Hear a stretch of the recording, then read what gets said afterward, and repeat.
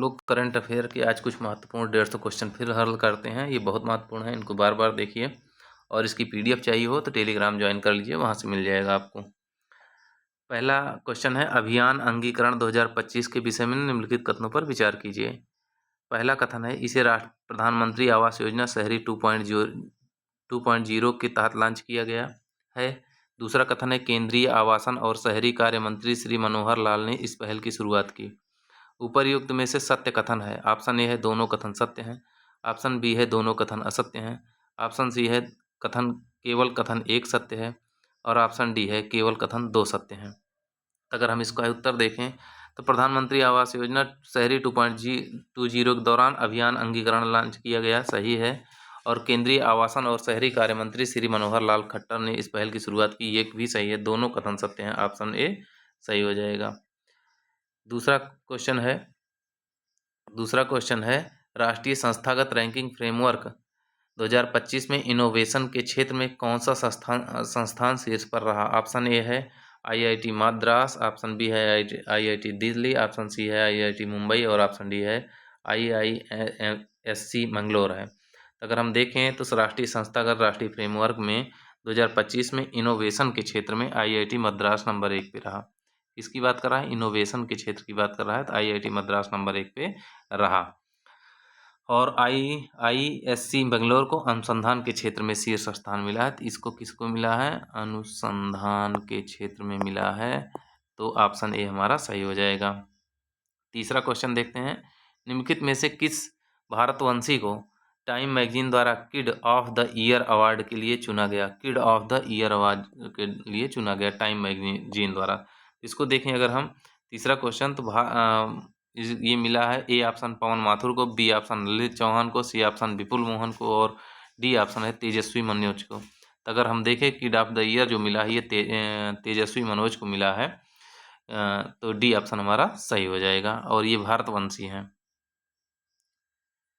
चौथा number question है, सितंबर 2025 में निम्नलिखित में से किसे थाईलैंड के प्रधानमंत्री के रूप में चुना गया? ए ऑप्शन है अनुतिन चार्नवीराकुल, बी ऑप्शन है मैनुअल गुडनार्ड, सी ऑप्शन है लायड ग्लासपूल, और डी ऑप्शन है होलगे रूने।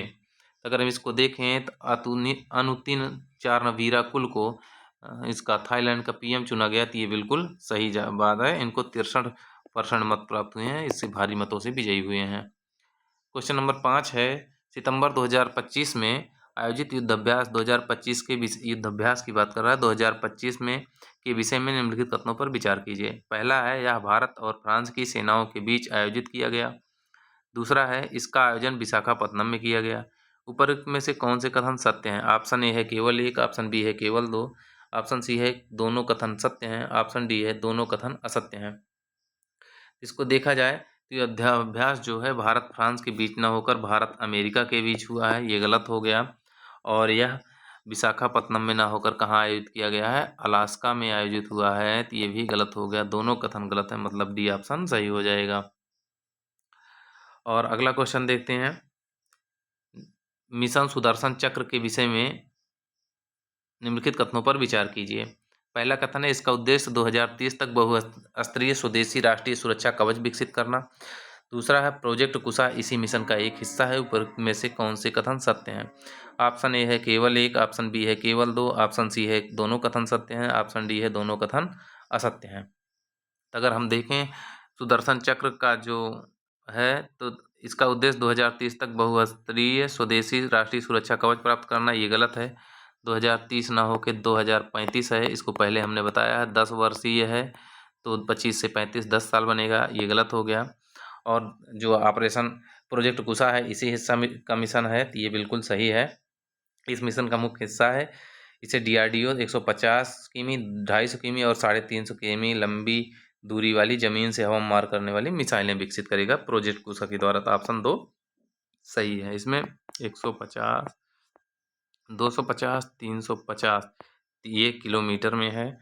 इसकी हवा जमीन से हवा में मार करने वाली मिसाइल बनाएगा, तो ऑप्शन बी हमारा सही हो जाएगा। क्वेश्चन नंबर 7 देखते हैं, निम्नलिखित नियुक्तियों में से नियुक्तियों के विषय में कौन सा विकल्प सही सुमेलित नहीं है? एक तरफ व्यक्ति है और एक तरफ नियुक्ति है। ऑप्शन ए है इंद्रनील भट्टाचार्य, मौद्रिक नीति समिति के सदस्य। ऑप्शन बी है doctor Rajiv Ranjan, NDB new development bank के उपाध्यक्ष। ऑप्शन सी है सोनाली मिश्रा, रेलवे सुरक्षा बल की पहली महिला महानिदेशक। और ऑप्शन डी है अनिश दयाल सिंह, रक्षा लेखा महानियंत्रक। अगर इसको देखें तो अनिश दयाल सिंह को केंद्र सरकार द्वारा नए उप राष्ट्रीय सुरक्षा सलाहकार बनाया गया है, ना कि लेखा नियंत्रक। तो ऑप्शन डी हमारा गलत हो जाएगा। ये बने हैं राष्ट्रीय सुरक्षा सलाहकार।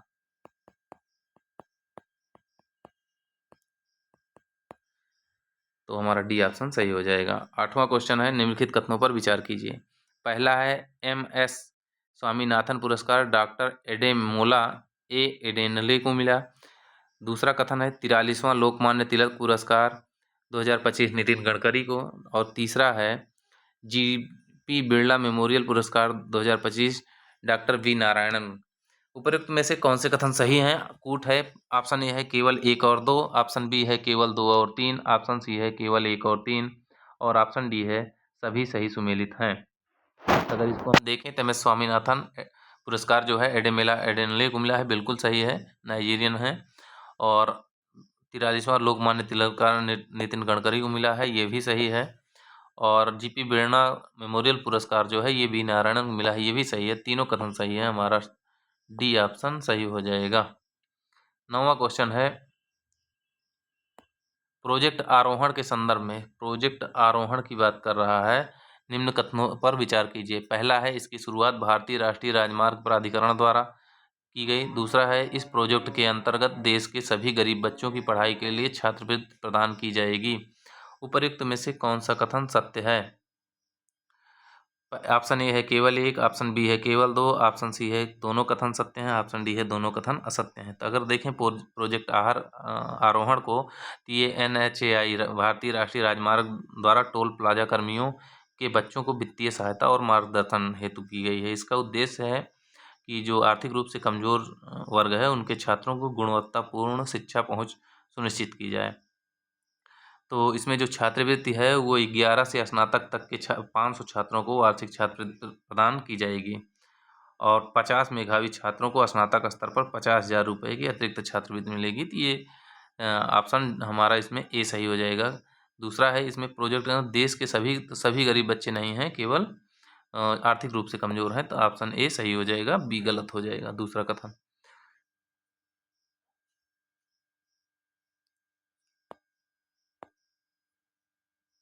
10 नंबर क्वेश्चन देखते हैं। अभ्यास चिन्हुक अचूक प्रहार के संदर्भ में निम्नलिखित कथनों पर विचार कीजिए। पहला है इस अभ्यास का आयोजन उत्तराखंड में किया गया। दूसरा है इस अभ्यास को भारतीय नौसेना द्वारा आयोजित किया गया था। कूट है ऑप्शन ए केवल कथन 1 सही, ऑप्शन बी केवल कथन 2 सही है, सी दोनों कथन सत्य हैं और डी दोनों कथन असत्य हैं। अगर हम इसको देखें तो अभ्यास अचूक प्रहार जो है ये अरुणाचल प्रदेश में आयोजित किया गया, ना कि उत्तराखंड में। तो ये गलत हो गया, अरुणाचल प्रदेश में हुआ है। और दूसरा इसको देखें तो इसको इस अभ्यास को भारतीय नौसेना द्वारा आयोजित किया गया, नहीं, इसे भारतीय सेना की स्पीयर कोर और ITBP द्वारा आयोजित किया गया। नौसेना द्वारा नहीं, भारतीय सेना द्वारा आयोजित किया गया, नौसेना द्वारा नहीं। दोनों कथन गलत हो गए, डी ऑप्शन सही हो जाएगा। 11 नंबर क्वेश्चन देखते हैं। 5वें आसियान भारत युवा शिखर सम्मेलन 2025 के विषय में निम्नलिखित कथनों पर विचार कीजिए। पहला कथन है यह सम्मेलन भारत मंडपम नई दिल्ली में आयोजित हुआ। दूसरा कथन है इस सम्मेलन का मुख्य विषय था युवाओं को जोड़ना, हमारे भविष्य को आकार देना। तो अगर हम उपयुक्त में से कौन सा कथन सत्य है? कूट है ऑप्शन ए केवल 1, ऑप्शन बी केवल 2, ऑप्शन सी दोनों कथन सत्य, ऑप्शन डी दोनों कथन असत्य हैं। अगर हम देखें 5वां आसियान शिखर भारत युवा शिखर सम्मेलन जो हुआ ये नई दिल्ली भारत मंडपम में ना होकर कहाँ हुआ है? गोवा में हुआ है। पहला कथन गलत हो गया। और इसका विषय जो था युवाओं को जोड़ना, हमारे भविष्य को आकार देना, आसियान शिखर सम्मेलन का ये विषय सही है, ऑप्शन 2 सही हो जाएगा, केवल 2 सही हो जाएगा। 12वां क्वेश्चन देखते हैं। अगस्त 2025 में सुपर गरुण शील्ड अभ्यास 2025 किन 2 देशों के बीच आयोजित हुआ? ऑप्शन ए है भारत इंडोनेशिया, ऑप्शन बी है भारत फ्रांस, ऑप्शन सी है अमेरिका इंडोनेशिया और ऑप्शन डी है भारत अमेरिका। तो सुपर गरुण शील्ड जो अभ्यास है ये भारत अमेरिका और इंडोनेशिया के बीच आयोजित हुआ है। तो ऑप्शन सी हमारा सही हो जाएगा। क्वेश्चन नंबर 13 देखते हैं। ऑपरेशन बोल्ड कुरुक्षेत्र के विषय में निम्नलिखित कथनों पर विचार कीजिए। पहला है यह भारत और सिंगापुर के बीच आयोजित हुआ। दूसरा है इस अभ्यास का आयोजन जोधपुर में किया गया। तीसरा है इस अभ्यास में भारतीय सेना की मैकेनाइज्ड इन्फेंट्री रेजिडेंट ने भाग लिया। उपरोक्त में से कौन सा कथन सत्य है? ऑप्शन ए है 1 और 2, ऑप्शन बी है 2 और 3, ऑप्शन सी है 1 और 3, ऑप्शन डी है 1, 2 और 3। तो अगर हम इसको देखें तो भारत और सिंगापुर के बीच ऑपरेशन बोल्ड कुरुक्षेत्र आयोजित हुआ है, ये बिल्कुल सही है। और इसका आयोजन जोधपुर में हुआ है, ये भी सही है। और इसमें भारतीय सेना की मैकेनाइज्ड इन्फेंट्री रेजिमेंट ने भाग लिया, ये भी सही है। तीनों कथन सही हैं, ऑप्शन डी सही हो जाएगा। 14 नंबर क्वेश्चन देखते हैं। 15 अगस्त 2025 को घोषित प्रधानमंत्री विकसित भारत योजना के संदर्भ में निम्नलिखित कथनों पर विचार कीजिए। पहला कथन है इस योजना के अंतर्गत अगले 2 वर्षों में 5 करोड़ नौकरियां देने का लक्ष्य रखा गया है। दूसरा है इस योजना को श्रम एवं रोजगार मंत्रालय कर्मचारी भविष्य निधि संगठन के माध्यम से लागू करेगा। उपरोक्त में से सत्य कथन है। ऑप्शन ए है केवल 1, ऑप्शन बी है केवल 2, ऑप्शन सी है दोनों कथन सत्य, ऑप्शन डी है दोनों कथन असत्य हैं। तो विकसित भारत योजना की शुरुआत 15 अगस्त को हुई है, ये सत्य है। और 2 वर्षों में 5 करोड़ न हो के 3.5 करोड़ है, ये पहला कथन गलत हो गया। और इसको श्रम और रोजगार मंत्रालय भविष्य निधि संगठन के माध्यम शुरू करेगा, ये सही है। ऑप्शन बी सही हो जाएगा। 15 नंबर क्वेश्चन देखते हैं। वर्ल्ड आर्टिफिशियल इंटेलिजेंस कॉन्फ्रेंस 2025 के विषय में निम्नलिखित कथनों पर विचार कीजिए। पहला है इसका आयोजन चीन के संघाई शहर में आयोजित हुआ। दूसरा है इस आयोजन का मुख्य विषय था एआई युग में वैश्विक एकजुटता।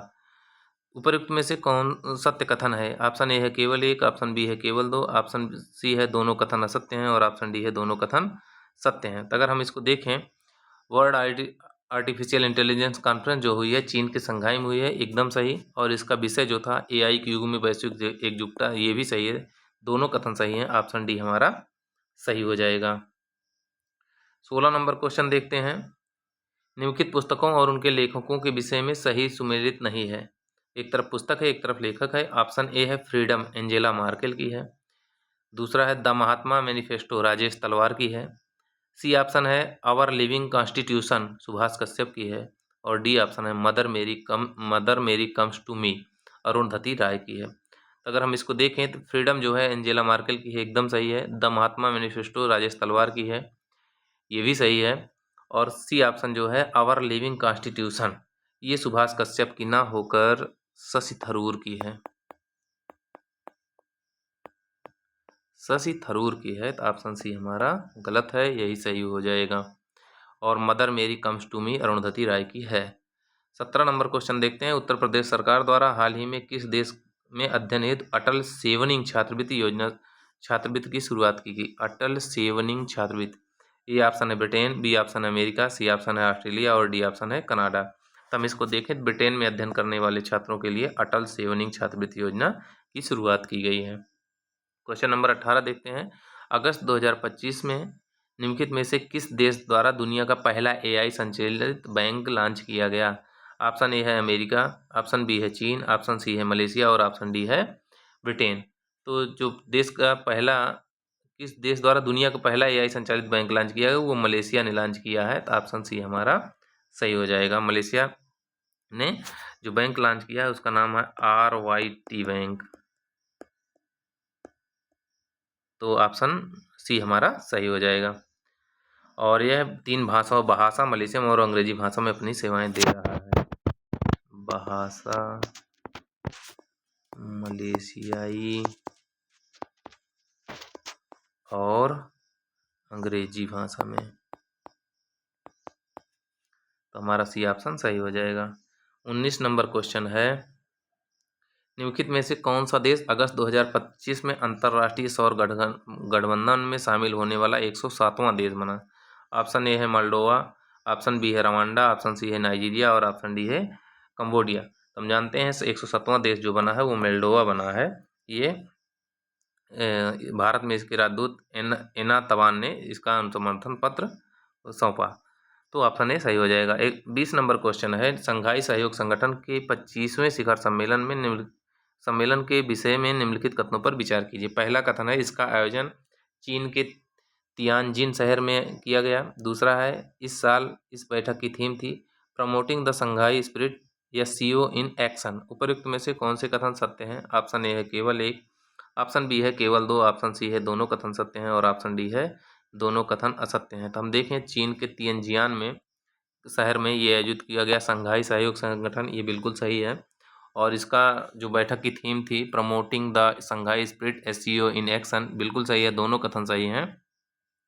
तो ऑप्शन सी हमारा सही हो जाएगा। और भारत की तरफ से इसमें पीएम मोदी जी गए थे शामिल होने, तो दोनों कथन सही हैं, ऑप्शन सी सही हो जाएगा।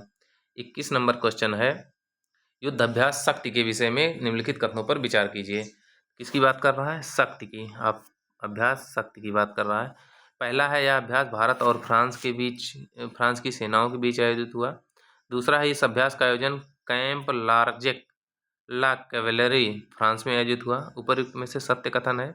ऑप्शन ए है दोनों कथन सत्य हैं, ऑप्शन बी है दोनों कथन असत्य हैं, ऑप्शन सी है केवल कथन एक सत्य है, ऑप्शन डी है केवल कथन दो सत्य है।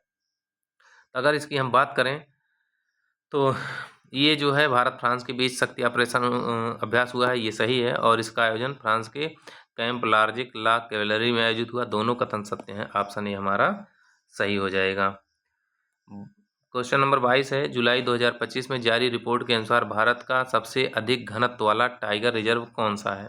टाइगर रिजर्व है, ऑप्शन ए है बांदीपुर, ऑप्शन बी है पन्ना, ऑप्शन सी है सुंदरबन और ऑप्शन डी है सरिस्का। तो हम इसको देखें तो जो बांदीपुर कर्नाटक टाइगर रिजर्व है, यहाँ पे सर्वाधिक घनत्व है 19.83%, 83% यहाँ पे टाइगर है। तो इस तरीके से हमारा ऑप्शन ए सही हो जाएगा।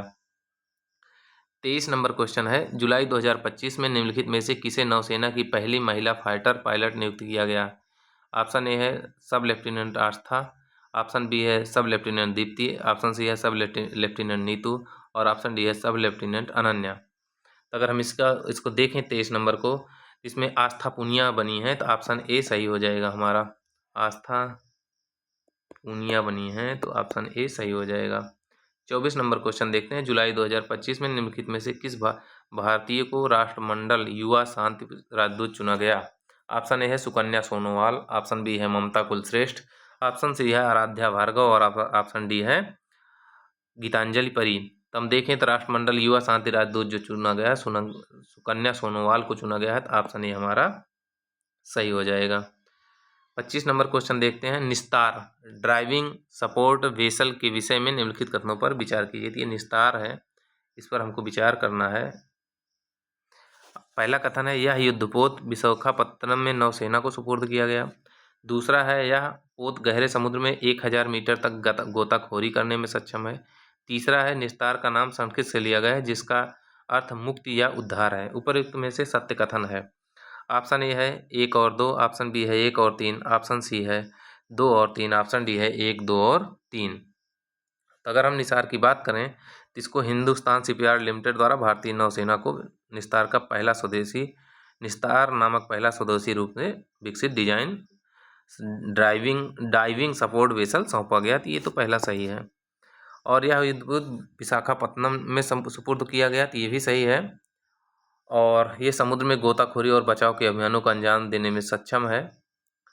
निस्तार का संस्कृत लिया गया मुक्ति बचाव और उद्धार, इसका लोगो है, ये बिल्कुल सही है। और ये जो है 1000 मीटर दिया है, 1000 ना हो के 300 मीटर गहराई तक की गोताखोरी कर सकता है। ऑप्शन 1, 3 सही हो जाएगा, हमारा बी ऑप्शन सही हो जाएगा। 26 नंबर क्वेश्चन है, जुलाई 2025 में निम्नलिखित किस देश को विश्व स्वास्थ्य संगठन द्वारा 25वां ट्रैकोमा मुक्त देश घोषित किया गया? ऑप्शन ए है स्लोवेनिया, ऑप्शन बी है नाइजीरिया, ऑप्शन सी है सेनेगल और ऑप्शन डी है श्रीलंका। तो हम देखें तो जो ट्रैकोमा मुक्त देश बना है वो सेनेगल बना है 25वां देश। तो इस तरीके से हमारा सी ऑप्शन सही हो जाएगा। 27 नंबर है, हाल ही में किस अंतरिक्ष एजेंसी ने 2030 तक चंद्रमा पर परमाणु रिएक्टर स्थापित करने की घोषणा की है? ऑप्शन ए है चीन, ऑप्शन बी है अमेरिका, ऑप्शन सी है भारत और ऑप्शन डी है जापान। तो अमेरिकी अंतरिक्ष एजेंसी नासा ने 2030 तक चंद्रमा पर परमाणु रिएक्टर स्थापित करने की घोषणा की है। तो ऑप्शन बी हमारा सही हो जाएगा। 29 नंबर क्वेश्चन देखते हैं। 28 नंबर देखते हैं। 28 नंबर है 17-18 जुलाई 2025 को G20 वित्त मंत्रियों और केंद्रीय बैंक गवर्नरों की बैठक 2025 कहाँ आयोजित हुई। ऑप्शन ए है नई दिल्ली, ऑप्शन बी है डरबन, ऑप्शन सी है मॉस्को और ऑप्शन डी है रोम। तो हम जानते हैं जो इसकी क्या नाम है वित्त मंत्रियों और केंद्रीय बैंक गवर्नरों की बैठक हुई है, ये ऑस्ट्रेलिया की दक्षिण अफ्रीका के डरबन में हुई है। दक्षिण अफ्रीका के डरबन में हुई है और इसमें वार्ता में संघर्ष, व्यापार तनाव, आपूर्ति श्रृंखला व्यवधान, ऋण और जलवायु संबंधी आपदाओं प्रमुख चुनौतियों पर चर्चा की गई है। तो ये ऑप्शन बी हमारा सही हो जाएगा। 29 नंबर क्वेश्चन है निम्नलिखित कथनों पर विचार कीजिए। पहला है 14 जुलाई 2025 को राष्ट्रीय एक जिला एक उत्पाद पुरस्कार 2024 प्रदान किया गया। और दूसरा कथन है इसमें 3 श्रेणियां जिले, राज्य और केंद्र शासित प्रदेश तथा विदेश में भारतीय मिशन में कुल 34 पुरस्कार प्रदान किए गए। उपरोक्त कथनों में से कौन सा सही है। पहला है ए ऑप्शन केवल 1, बी ऑप्शन केवल 2, सी ऑप्शन 1 और 2 दोनों, डी ऑप्शन इनमें से कोई नहीं। तो अगर हम इसको देखें तो 14 जुलाई को 2025 को राष्ट्रीय एक जिला एक उत्पाद ODOP पुरस्कार 2024 प्रदान किया गया। ये बिल्कुल सही बात है। और ये 3 श्रेणियों में है, जिला है, राज्य है और केंद्र है, केंद्र शासित प्रदेश है मतलब। और विदेश में भारतीय मिशन के तहत 34 लोगों को ये प्रदान किया गया है। तो इसको अगर हम देखें तो दोनों कथन हमारा सही हो रहा है, ऑप्शन सी सही हो जाएगा। विदेश में भारतीय मिशन की बात करें तो मिशन का नाम भारतीय उच्चायोग सिंगापुर को स्वर्ण, भारतीय महावाणिज्यिक दूतावास न्यूयॉर्क को रजत और भारतीय महावाणिज्य दूतावास वैंकूवर को कांस्य पदक दिया गया है। इस तरीके से हमारा सी ऑप्शन सही हो जाएगा। 30 नंबर क्वेश्चन देखते हैं। जुलाई 2025 को अंतर्राष्ट्रीय समुद्री संगठन IMO परिषद का 134वां सत्र 2025 कहाँ आयोजित हुआ। ऑप्शन ए है रोम, ऑप्शन बी है जिनेवा, ऑप्शन सी है पेरिस, ऑप्शन डी है लंदन। तो अगर हम देखें तो जो ये अंतर्राष्ट्रीय समुद्री संगठन का आयोजन हुआ है IMO का, ये लंदन में आयोजित हुआ, ब्रिटेन में 134वां सत्र था। तो भारत के तरफ से IAS TK रामचंद्रन ने इसका नेतृत्व किया है। तो ऑप्शन डी सही हो जाएगा। 131 क्वेश्चन नंबर 31 देखते हैं। 5 जुलाई 2025 को उत्तर प्रदेश सरकार द्वारा अल्पसंख्यकों के लिए घोषित की गई तीर्थ यात्रा योजनाओं का संचालन किस संस्था के सहयोग से किया जाएगा। ऑप्शन ए है उत्तर प्रदेश पर्यटन विभाग, ऑप्शन बी है Indian tourism development corporation, option C है इंडियन रेलवे खान पान एवं पर्यटन निगम IRCTC और डी है उत्तर प्रदेश धर्मार्थ कार्य विभाग। तो जो ये उत्तर प्रदेश सरकार द्वारा अल्पसंख्यकों के लिए घोषित की गई तीर्थ यात्रा योजना है, इसमें IRCT इनका सहयोग करेगा। तो ऑप्शन सी हमारा सही हो जाएगा। तो इसमें जो प्रत्येक तीर्थयात्री जाएंगे उनको कम से कम 10,000 रुपये प्रदान किया जाएगा। बौद्ध और सिख श्रद्धालुओं के लिए ये आयोजित किया गया है। किसके लिए? बौद्ध और सिख, इनके लिए आयोजित किया गया है। तो बौद्ध तीर्थ दर्शन योजना उत्तर प्रदेश में बौद्ध और हिंदू के लिए है। तो ये सही हो जाएगा, ऑप्शन सी। क्वेश्चन नंबर 32 देखते हैं। फीफा क्लब विश्व कप 2025 के संबंध में निम्नलिखित कथनों पर विचार कीजिए। पहला कथन है 14 जून 2025 से 13 जुलाई 2025 तक फुटबॉल प्रतियोगिता फीफा क्लब विश्व कप 2025 संयुक्त राज्य अमेरिका की मेजबानी में आयोजित हुआ। दूसरा कथन है फाइनल मुकाबले में चेल्सी ने पेरिस सेंट जर्मेन को 3-0 से पराजित कर इस प्रतियोगिता का खिताब दूसरी बार जीत लिया। उपर्युक्त कथनों में से कौन से कथन सही हैं? ऑप्शन ए है केवल 1, ऑप्शन बी है केवल 2, ऑप्शन सी है 1 एवं 2 दोनों, ऑप्शन डी है इनमें से कोई नहीं। अगर 32 नंबर के क्वेश्चन को देखें तो 13 जुलाई तक फुटबॉल प्रतियोगिता फीफा क्लब विश्व कप 2025 संयुक्त राज्य अमेरिका की मेजबानी में आयोजित हुआ। ये बात बिल्कुल सही है, अमेरिका में आयोजित हुआ। और फाइनल मुकाबले में चेल्सी ने पेरिस सेंट जर्मेन को 3-0 से हराकर दूसरी बार प्रतियोगिता जीता। ये भी सही है, दोनों कथन सही है, ऑप्शन सी सही हो जाएगा। 33 नंबर क्वेश्चन है। जुलाई 2025 में संपन्न टेनिस की ग्रैंड स्लैम प्रतियोगिता विंबलडन 2025 के संबंध में निम्नलिखित कथनों पर विचार कीजिए।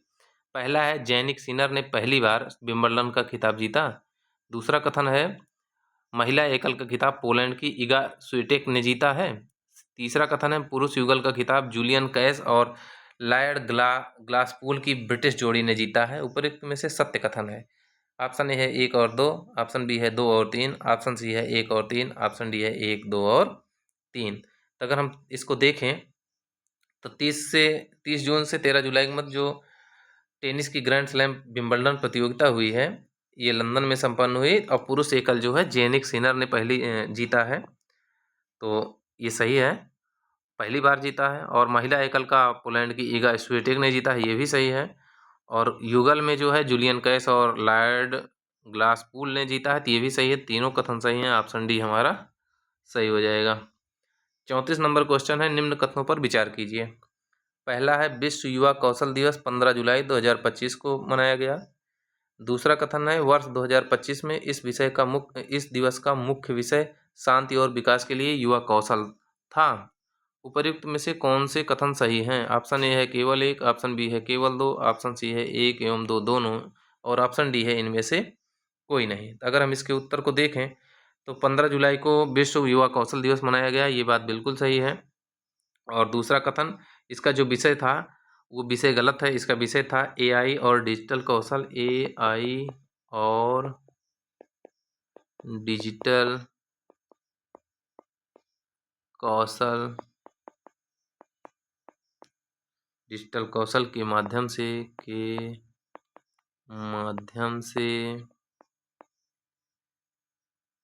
युवा कौशल दिवस, युवा कौशल दिवस। इस तरीके से हमारा ऑप्शन दूसरा गलत हो जाएगा, ऑप्शन ए सही हो जाएगा, मतलब केवल एक कथन सही है। 25 नंबर क्वेश्चन है, निम्नलिखित में से कौन सा कथन भारत की मराठा सैन्य प्रदेश के यूनेस्को विश्व धरोहर सूची में सम्मिलन से संबंधित है? पहला कथन है यह भारत का 44वां विश्व धरोहर स्थल है जिसे यूनेस्को की सूची में शामिल किया गया। दूसरा कथन है इसमें महाराष्ट्र और तमिलनाडु स्थित कुल 12 किले शामिल हैं। और तीसरा कथन है इस नामांकन का अनुमोदन 47वें विश्व धरोहर समिति सत्र में पेरिस में किया गया। कूट है ए ऑप्शन 1 और 2, बी ऑप्शन 2 और 3, सी ऑप्शन 1 और 3, डी ऑप्शन 1, 2 और 3 है। तो अगर हम देखें तो जो भारत का मराठा सैन्य प्रदेश है ये 44वें विश्व धरोहर स्थल के रूप में शामिल हुआ जिसे यूनेस्को की सूची में शामिल किया, बिल्कुल सही है। और महाराष्ट्र और तमिलनाडु के 12 किले शामिल हैं, ये भी सही है। और 47वें शिखर सम्मेलन पेरिस में हुआ, ये भी सही है। तीनों कथन सही हैं, आपसे ऑप्शन डी हमारा सही हो जाएगा। 36 नंबर क्वेश्चन देखते हैं, आगामी खेल आयोजनों के विषय में सही सुमेलित नहीं है। ऑप्शन ए है राष्ट्रीय खेल 2027 मेघालय, ऑप्शन बी है राष्ट्रमंडल खेल 2026 ग्लासगो, ऑप्शन सी है FIH पुरुष हॉकी विश्व कप 2026 मेलबर्न, ऑप्शन डी है 46वां शतरंज ओलंपियाड 2026 उज्बेकिस्तान। तो अगर हम देखें तो FIH पुरुष हॉकी विश्व कप 2026 मेलबर्न में आयोजित नहीं हुआ बल्कि ये बेल्जियम में आयोजित हुआ, बेल्जियम में आयोजित होगा। ये बेल्जियम जो है ये नीदरलैंड में है। इस तरीके से ऑप्शन सी हमारा सही हो जाएगा। 37 नंबर क्वेश्चन है, निम्नलिखित दिवस और उनकी थीम के विषय में सही सुमेलित नहीं है। दिवस और थीम, पहला कथन है विश्व हेपेटाइटिस दिवस, hepatitis let's break it down. दूसरा है विश्व मस्तिष्क दिवस, brain health for all edges.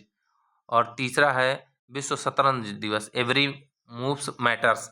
उपयुक्त में से सही सुमेलित है, ऑप्शन ए है कूट ए है, ऑप्शन ए है 1 और 2, ऑप्शन बी है 2 और 3, ऑप्शन सी है 1 और 3, ऑप्शन डी है 1, 2, 3 और 3। तो ऑप्शन डी सही हो जाएगा। विश्व हेपेटाइटिस दिवस जो है hepatitis let's break it down सही है इसका विषय। और मस्तिष्क दिवस का विषय जो था brain health for all edges, बिल्कुल ये भी सही है। और शतरंज दिवस का विषय जो था एवरी मूव्स मैटर्स, ये भी सही है। तीनों कथन सही हैं, ऑप्शन डी हमारा सही हो जाएगा। 38 नंबर क्वेश्चन देखते हैं, निम्नलिखित कथनों पर विचार कीजिए। पहला है 11 जुलाई 2025 को संपूर्ण विश्व में विश्व जनसंख्या दिवस मनाया गया। दूसरा कथन है इस दिवस का मुख्य विषय था युवा लोगों को एक निष्पक्ष और आशापूर्ण दुनिया में अपने मनचाहे परिवार बनाने के लिए सशक्त बनाना। उपर्युक्त में से कौन सा कथन सही है? ऑप्शन ए है केवल 1, ऑप्शन बी है केवल 2, ऑप्शन सी है 1 और 2 दोनों, ऑप्शन डी है इनमें से कोई नहीं। तो इसको देखें तो 11 जुलाई को विश्व जनसंख्या दिवस मनाया जाता है, ये भी सही है। और इसका जो विषय था, युवा लोगों को एक निष्पक्ष और आशापूर्ण दुनिया में अपने मनचाहे परिवार बनाने के लिए सशक्त बनाना, ये भी सही है। दोनों कथन सही हैं, ऑप्शन सी सही हो जाएगा। 39 नंबर क्वेश्चन है, जुलाई 2025 में BRICS chamber of commerce and industry CCI की महिला सशक्तिकरण शाखा द्वारा की गई WE वाइज पहल के संबंध में निम्नलिखित में से कौन सा कथन सही नहीं है? आप पहला ए ऑप्शन है, यह पहल महिलाओं को कृत्रिम बुद्धिमत्ता सहित तकनीक क्षेत्रों में नेतृत्व हेतु सशक्त बनाने के उद्देश्य से शुरू की गई है।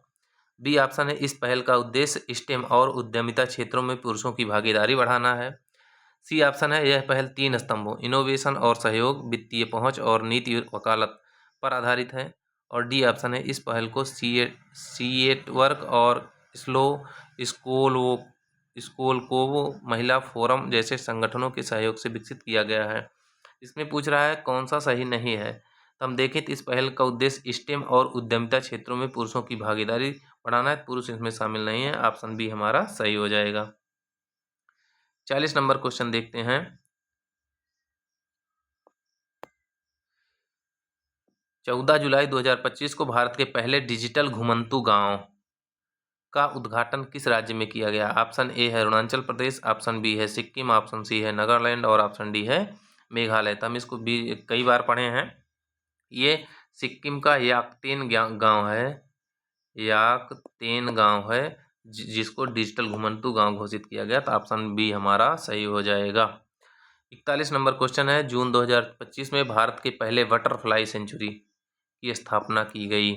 ऑप्शन ए है गुंटूर आंध्र प्रदेश, ऑप्शन बी है चेन्नई तमिलनाडु, ऑप्शन सी है इंदौर मध्य प्रदेश और ऑप्शन डी है कुरनूल केरल में। तो अगर हम इसको देखें तो बटरफ्लाई सेंचुरी की जो स्थापना हुई है वो केरल में हुई है, कुन्नूर जिले के अरलम तितली अभ्यारण्य में हुई है। इस तरीके से ऑप्शन डी सही हो जाएगा, अरलम। तो ऑप्शन डी हमारा सही हो जाएगा।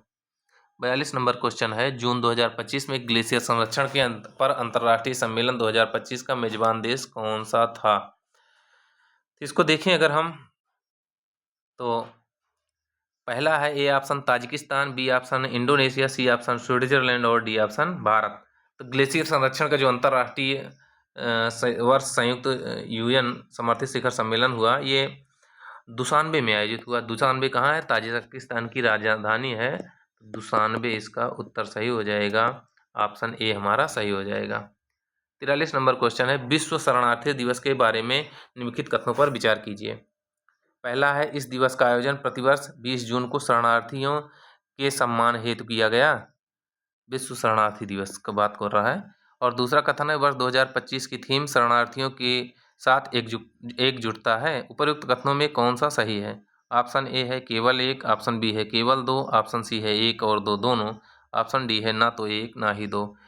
तो विश्व शरणार्थी दिवस जो है ये 20 जून को मनाया गया और इसमें शरणार्थियों को सम्मान हेतु किया गया, तो ये सही है। और इसकी थीम है शरणार्थियों के साथ एकजुटता, ये भी सही है। दोनों कथन सही हैं। ऑप्शन सी हमारा सही हो जाएगा।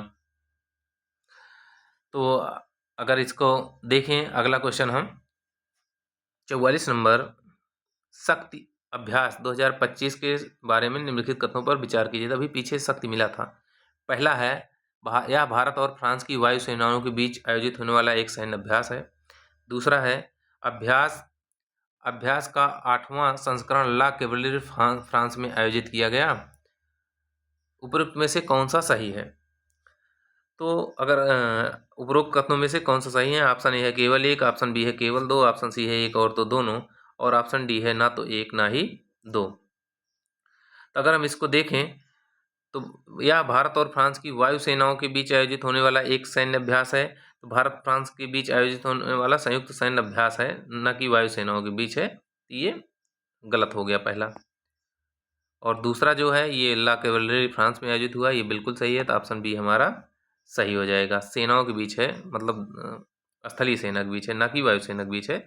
ऑप्शन बी सही हो जाएगा। 45 नंबर क्वेश्चन देखते हैं, इंदिरा सौर गिर जल विकासम योजना के संदर्भ में निम्नलिखित कथनों पर विचार कीजिए। पहला है, यह आदिवासी किसानों पर केंद्रित आंध्र प्रदेश सरकार की पहल है। दूसरा है, इसका उद्देश्य आदिवासी किसानों को 100% सब्सिडी पर सौर ऊर्जा संचालित सिंचाई सुविधाएं प्रदान करना। उपरोक्त में से कौन सा कथन सही है? ऑप्शन ए है केवल एक, ऑप्शन बी है केवल दो, ऑप्शन सी है एक और दो दोनों, ऑप्शन डी है ना तो एक ना ही दो। तो अगर इसके उत्तर को हम देखें तो आदिवासी किसानों पर केंद्रित आंध्र प्रदेश सरकार की पहल है, तो ये आंध्र प्रदेश सरकार की नहीं है, ये तेलंगाना सरकार की है। इंदिरा सौर गिर जल विकासम परियोजना जो है ये तेलंगाना सरकार की है। इसका उद्देश्य आदिवासी किसानों को 100% सब्सिडी पर सौर ऊर्जा संचालित सिंचाई सुविधाएं उपलब्ध कराना। ये बिल्कुल सही है, ऑप्शन बी हमारा सही हो जाएगा, केवल दो। 46 नंबर क्वेश्चन देखते हैं। विश्व पर्यावरण दिवस 2025 की थीम निम्नलिखित में से क्या थी? पहला है पर्यावरण की सुरक्षा के लिए जागरूकता और कार्रवाई को प्रोत्साहित करना। बी ऑप्शन है भूमि बहाली, मरुस्थलीकरण और सूखे में लचीलापन। सी ऑप्शन है अवैध वन्य जीव व्यापार के लिए शून्य सहिष्णु। और डी ऑप्शन है वैश्विक प्लास्टिक प्रदूषण को समाप्त करना। तो इसको हम जानते हैं वैश्विक प्लास्टिक प्रदूषण को समाप्त करना 2025 की थीम थी। डी ऑप्शन सही हो जाएगा। 47 नंबर क्वेश्चन देखते हैं। निम्नलिखित कथनों पर विचार कीजिए। पहला कथन है हाल ही में भारत सरकार ने स्टारलिंक को भारत में सैटेलाइट इंटरनेट सेवा शुरू करने की मंजूरी दी। दूसरा कथन है स्टारलिंक जेफ बेजोस के स्वामित्व वाली कंपनी है। इनमें से कौन सा कथन सही नहीं है? पहला है कि ए ऑप्शन है केवल एक, बी ऑप्शन है केवल दो, सी ऑप्शन है एक और दो दोनों, डी ऑप्शन है ना तो एक ना ही दो। तो अगर हम इसको देखें तो हाल ही में भारत सरकार ने स्टारलिंक को भारत में सैटेलाइट इंटरनेट सेवा शुरू करने की मंजूरी दी है, बिल्कुल सही है। और इसके स्टारलिंक जेफ बेजोस की कंपनी है, बिल्कुल नहीं, ये एलन मस्क की है। दूसरा गलत हो गया, पहला सही। ऑप्शन इसमें क्या पूछा है? सही नहीं है, ऑप्शन बी हमारा सही हो जाएगा। इस तरीके से ऑप्शन ए गलत होगा। क्वेश्चन नंबर 48 देखते हैं। कौन सा राज्य मई 2025 में मध्य प्रदेश के साथ भारत के पहले अंतर्राज्यीय चीता संरक्षण गलियारे में शामिल हो गया? ऑप्शन ए है राजस्थान, ऑप्शन बी है उत्तर प्रदेश, ऑप्शन सी है झारखंड और ऑप्शन डी है उड़ीसा। तो इसमें पूछा है मध्य प्रदेश के साथ भारत के पहले अंतर्राज्यीय चीता संरक्षण गलियारे में राजस्थान शामिल हुआ है, जो चंबल वाला क्षेत्र होता है, तो राजस्थान शामिल हुआ है। तो ऑप्शन ए हमारा सही हो जाएगा। जो गांधी सागर है, कूनो और गांधी सागर, इसको। 49 नंबर है। भारत का पहला artificial intelligent data centre park किस राज्य में स्थापित स्थित है? पहला है A option Karnataka, B option Maharashtra, C option Uttar Pradesh और डी ऑप्शन छत्तीसगढ़। तो पहला artificial intelligence data centre park जो है वो छत्तीसगढ़ में स्थापित किया गया है, छत्तीसगढ़ के रायपुर में। तो ऑप्शन डी हमारा सही हो जाएगा। 50 नंबर क्वेश्चन देखते हैं। निम्नलिखित कथनों पर विचार कीजिए। 14 मई 2025 को न्यायमूर्ति भूषण रामकृष्ण गवई को देश के 52वें मुख्य न्यायाधीश के रूप में शपथ दिलाई गई। वह इस पद पर पहुंचने वाले पहले दलित हैं। निम्नलिखित में से कौन सा गलत है? ऑप्शन ए है केवल एक, ऑप्शन बी है केवल दो, ऑप्शन सी है एक व दो दोनों, ऑप्शन डी है ना तो एक ना ही दो। इसको हम देखें तो बी आर गवई को 52वां मुख्य न्यायाधीश बनाया गया, बिल्कुल सही है। ये पहले दलित ना हो के दूसरे दलित हैं, तो दूसरा गलत हो गया। और गलत पूछा है तो ऑप्शन बी हमारा सही हो जाएगा।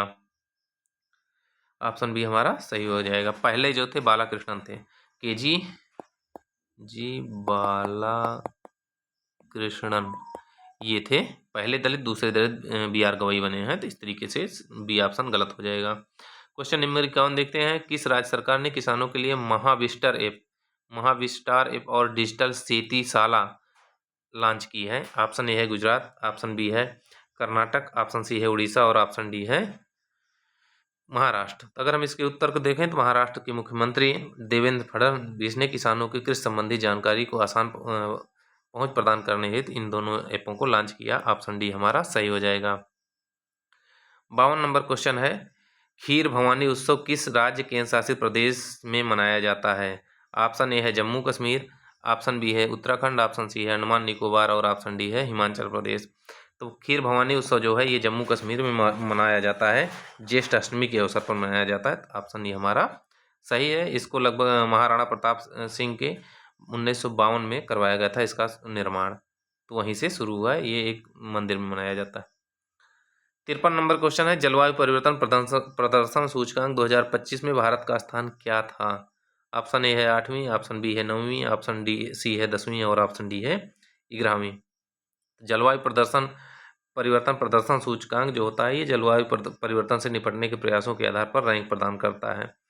तो भारत इसमें 10वें स्थान पे है। इस तरीके से ऑप्शन सी हमारा सही हो जाएगा। 54 नंबर क्वेश्चन है, मई 2025 में किस राज्य में सरस्वती पुष्करालु कुंभ का आयोजन किया गया? ऑप्शन ए है उड़ीसा, ऑप्शन बी है पश्चिम बंगाल, ऑप्शन सी है तमिल उत्तराखंड और ऑप्शन डी है तेलंगाना। तो पुष्करालु कुंभ का आयोजन जो हुआ ये तेलंगाना में हुआ, 12 दिन तक चलता है और इसमें सरस्वती के विशेष पूजन व कर्मकांड की व्यवस्था है। तो ऑप्शन डी हमारा सही हो जाएगा। 55 नंबर है, विश्व खुशहाली सूचकांक में भारत को कौन सा स्थान प्राप्त हुआ? ऑप्शन ए है 116वां, ऑप्शन बी है 110वां, ऑप्शन सी है 113वां और ऑप्शन डी है इनमें से कोई नहीं। तो अगर हम देखें तो भारत को विश्व खुशहाली सूचकांक में 118वां स्थान प्राप्त हुआ है, ना कि 116वां जो UNSDSN द्वारा जारी किया जाता है। तो ऑप्शन डी हमारा सही हो जाएगा, UNSDSN द्वारा जारी किया जाता है।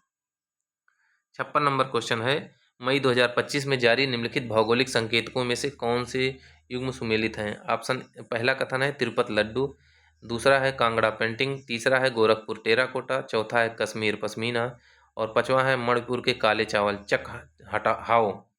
उपरोक्त कूटे का प्रयोग कर सही उत्तर चुनिए। ऑप्शन ए है केवल 1 और 2, ऑप्शन बी है 3 और 5, ऑप्शन सी है 1, 2 और 4, ऑप्शन डी है 1, 2, 3 और 4 और 5।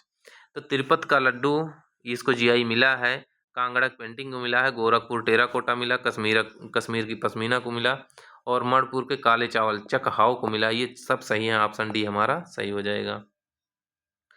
57 नंबर क्वेश्चन है, हाल ही में चर्चा में रहे स्वाभिमान आंचल के संदर्भ में निम्नलिखित कथनों पर विचार कीजिए। पहला है स्वाभिमान आंचल गांधीनगर गुजरात में अवस्थित एक गांव है। दूसरा है यह एक आदिवासी बहुल क्षेत्र है। उपरोक्त में से कौन सा कथन सत्य नहीं है पूछा है। ऑप्शन ए है केवल 1, ऑप्शन बी है केवल 2, ऑप्शन सी है 1 और 2 दोनों, ऑप्शन डी है ना तो 1 ना ही 2। तो स्वाभिमान आंचल जो है ये गांधीनगर गुजरात में ना होकर उड़ीसा में है। तो पहला कथन गलत हो गया, ये आदिवासी बहुल क्षेत्र है, ये सही है, ऑप्शन बी है इसमें सत्य नहीं है पूछा है। तो इस तरीके से पहला कथन हमारा सही हो जाएगा, ऑप्शन ए हमारा सही हो जाएगा।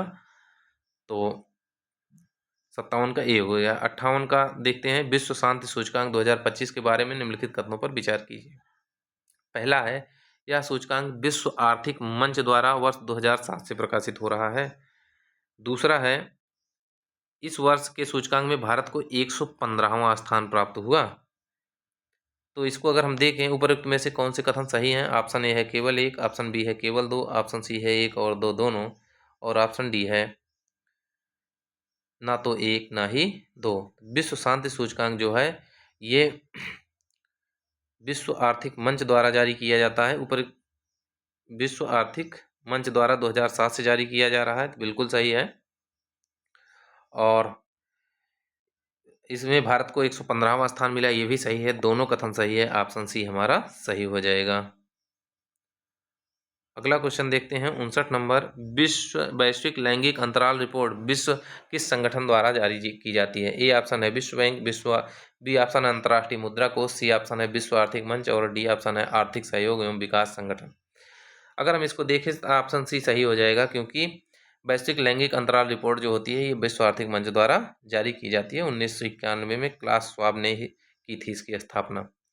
60 नंबर क्वेश्चन देखते हैं, ऑपरेशन सिंदूर के संदर्भ में निम्नलिखित कथनों पर विचार कीजिए। ऑपरेशन सिंदूर का उद्देश्य पाकिस्तान व बांग्लादेश के आतंकी ठिकानों को नष्ट करना था। ऑप्शन कथन 2 है ऑपरेशन सिंदूर में बहावलपुर में स्थित मस्जिद मरकत सुभान अल्लाह को निशाना बनाया गया, जो कि भारतीय सैन्य बलों की सबसे बड़ी कार्रवाई थी। तीसरा कथन है ऑपरेशन सिंदूर में इजराइल व रूस ने भारत का प्रत्यक्ष रूप से सहयोग किया। निम्न में से कौन सा कथन गलत है? ऑप्शन ए है 1 और 3, ऑप्शन बी है केवल 2, ऑप्शन सी है केवल 1, ऑप्शन डी है 2 और 3। तो कौन सा गलत पूछ रहा है? तो ऑपरेशन सिंदूर दौरान पाकिस्तान और बांग्लादेश नहीं था, केवल पाकिस्तान था, पहला गलत हो गया। इसमें बहावलपुर में स्थित मस्जिद मरकत सुभान अल्लाह को निशाना बनाया गया, ये बहुत बड़ी कार्रवाई थी, बिल्कुल सही है। और इजराइल और रूस ने भारत का प्रत्यक्ष सहयोग नहीं दिया था, तो गलत पूछा है। 1 और 3 ऑप्शन ए हमारा सही हो जाएगा। 61 नंबर क्वेश्चन है, उड़ान योजना के विभिन्न चरणों के संदर्भ में निम्नलिखित कथनों पर युग्मों पर विचार कीजिए। विभिन्न चरण हैं, संबंधित वर्ष है। पहला है उड़ान 1.0 2017, दूसरा है उड़ान 2.0 18, तीसरा है उड़ान 3.0 2019, चौथा है उड़ान 4.0 2022। ऊपर में से कितने युग्म सही सुमेलित हैं? ऑप्शन ए है केवल 1, ऑप्शन बी है केवल 2, ऑप्शन सी है केवल 3 और ऑप्शन डी है उपरोक्त सभी। अगर हम इसको देखें, उड़े इसका जो वो था, उड़े देश का आम नागरिक, तो इसमें अगर हम देखें तो केवल 3 जो है सही सुमेलित है, उसके अलावा सभी गलत हैं। कितने युग्म सही सुमेलित हैं? 3 युग्म सही सुमेलित हैं, तो हमारा ऑप्शन सी सही हो जाएगा। क्वेश्चन नंबर 62 देखते हैं, कृपया मिलान कीजिए। नाम दिया है, नियुक्ति दिया है।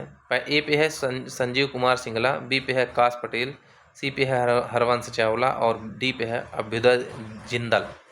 और नियुक्ति में भारत के फ्रांस में नए राजदूत, बी पे है 2 पे है FBI के निदेशक, 3 पे है इंडियन चैम्बर्स ऑफ कॉमर्स के अध्यक्ष और 4 पे है BRICS chambers of commerce and industry के अध्यक्ष। इसका अगर हम मिलान करें 62 नंबर का, तो संजीव कुमार सिंगला जो हैं ये फ्रांस में राजदूत बने हैं भारत के। काश पटेल जो हैं FBI के निदेशक बने हैं और हरवंश चावला जो हैं ये ब्रिक्स के चैम्बर्स ऑफ कॉमर्स के इंडस्ट्री के अध्यक्ष बने हैं और अभ्युदय जिंदल जो हैं इंडियन चैम्बर्स ऑफ कॉमर्स के अध्यक्ष बने हैं। तो 1 2 4 3 1 2 4 3 ऑप्शन सी हमारा सही हो जाएगा। 63 नंबर क्वेश्चन देखते हैं, हाल ही में किस देश ने एंट्रोमिक्स नामक कैंसर की वैक्सीन विकसित की है? इसको देखिएगा, महत्वपूर्ण है। ऑप्शन ए है अमेरिका, ऑप्शन बी है भारत, ऑप्शन सी है चीन और ऑप्शन डी है रूस। एंट्रोमिक्स नामक कैंसर की वैक्सीन जो विकसित की है वो रूस ने विकसित की है और इसमें दुनिया के पहले mRNA बेस्ड कैंसर वैक्सीन के तौर पर मान्यता दी जा रही है। बेस्ड कैंसर वैक्सीन के तौर पर मान्यता दी जा रही है। उनका कहना है कि कोविड-19 mRNA वैक्सीन की तरह उसी प्लेटफॉर्म पर इसे डिजाइन किया गया है। तो लीडिंग थेरेपी का मकसद इम्यून सिस्टम में ट्यूमर सेल्स को पहचानने और उन्हें नष्ट करने का ट्रेंड करना है, इसका उद्देश्य यही है। 64 नंबर क्वेश्चन देखते हैं, कृपया विचार करके मिलान कीजिए। पुरस्कार और प्राप्तकर्ता, ए है 97वां ऑस्कर सर्वश्रेष्ठ फिल्म, बी है दादा साहेब फाल्के पुरस्कार सर्वश्रेष्ठ फिल्म, तीसरा सी है 16वां कांस्य पुरस्कार सर्वश्रेष्ठ फिल्म और डी है आईफा 2025 सर्वश्रेष्ठ फिल्म। तो इसको मिलान करना है, क्या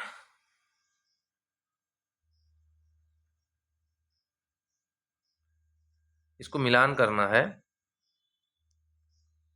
तो 97वें फिल्म पुरस्कार सर्वश्रेष्ठ ऑस्कर पुरस्कार जो है ये अनोरा को मिला है।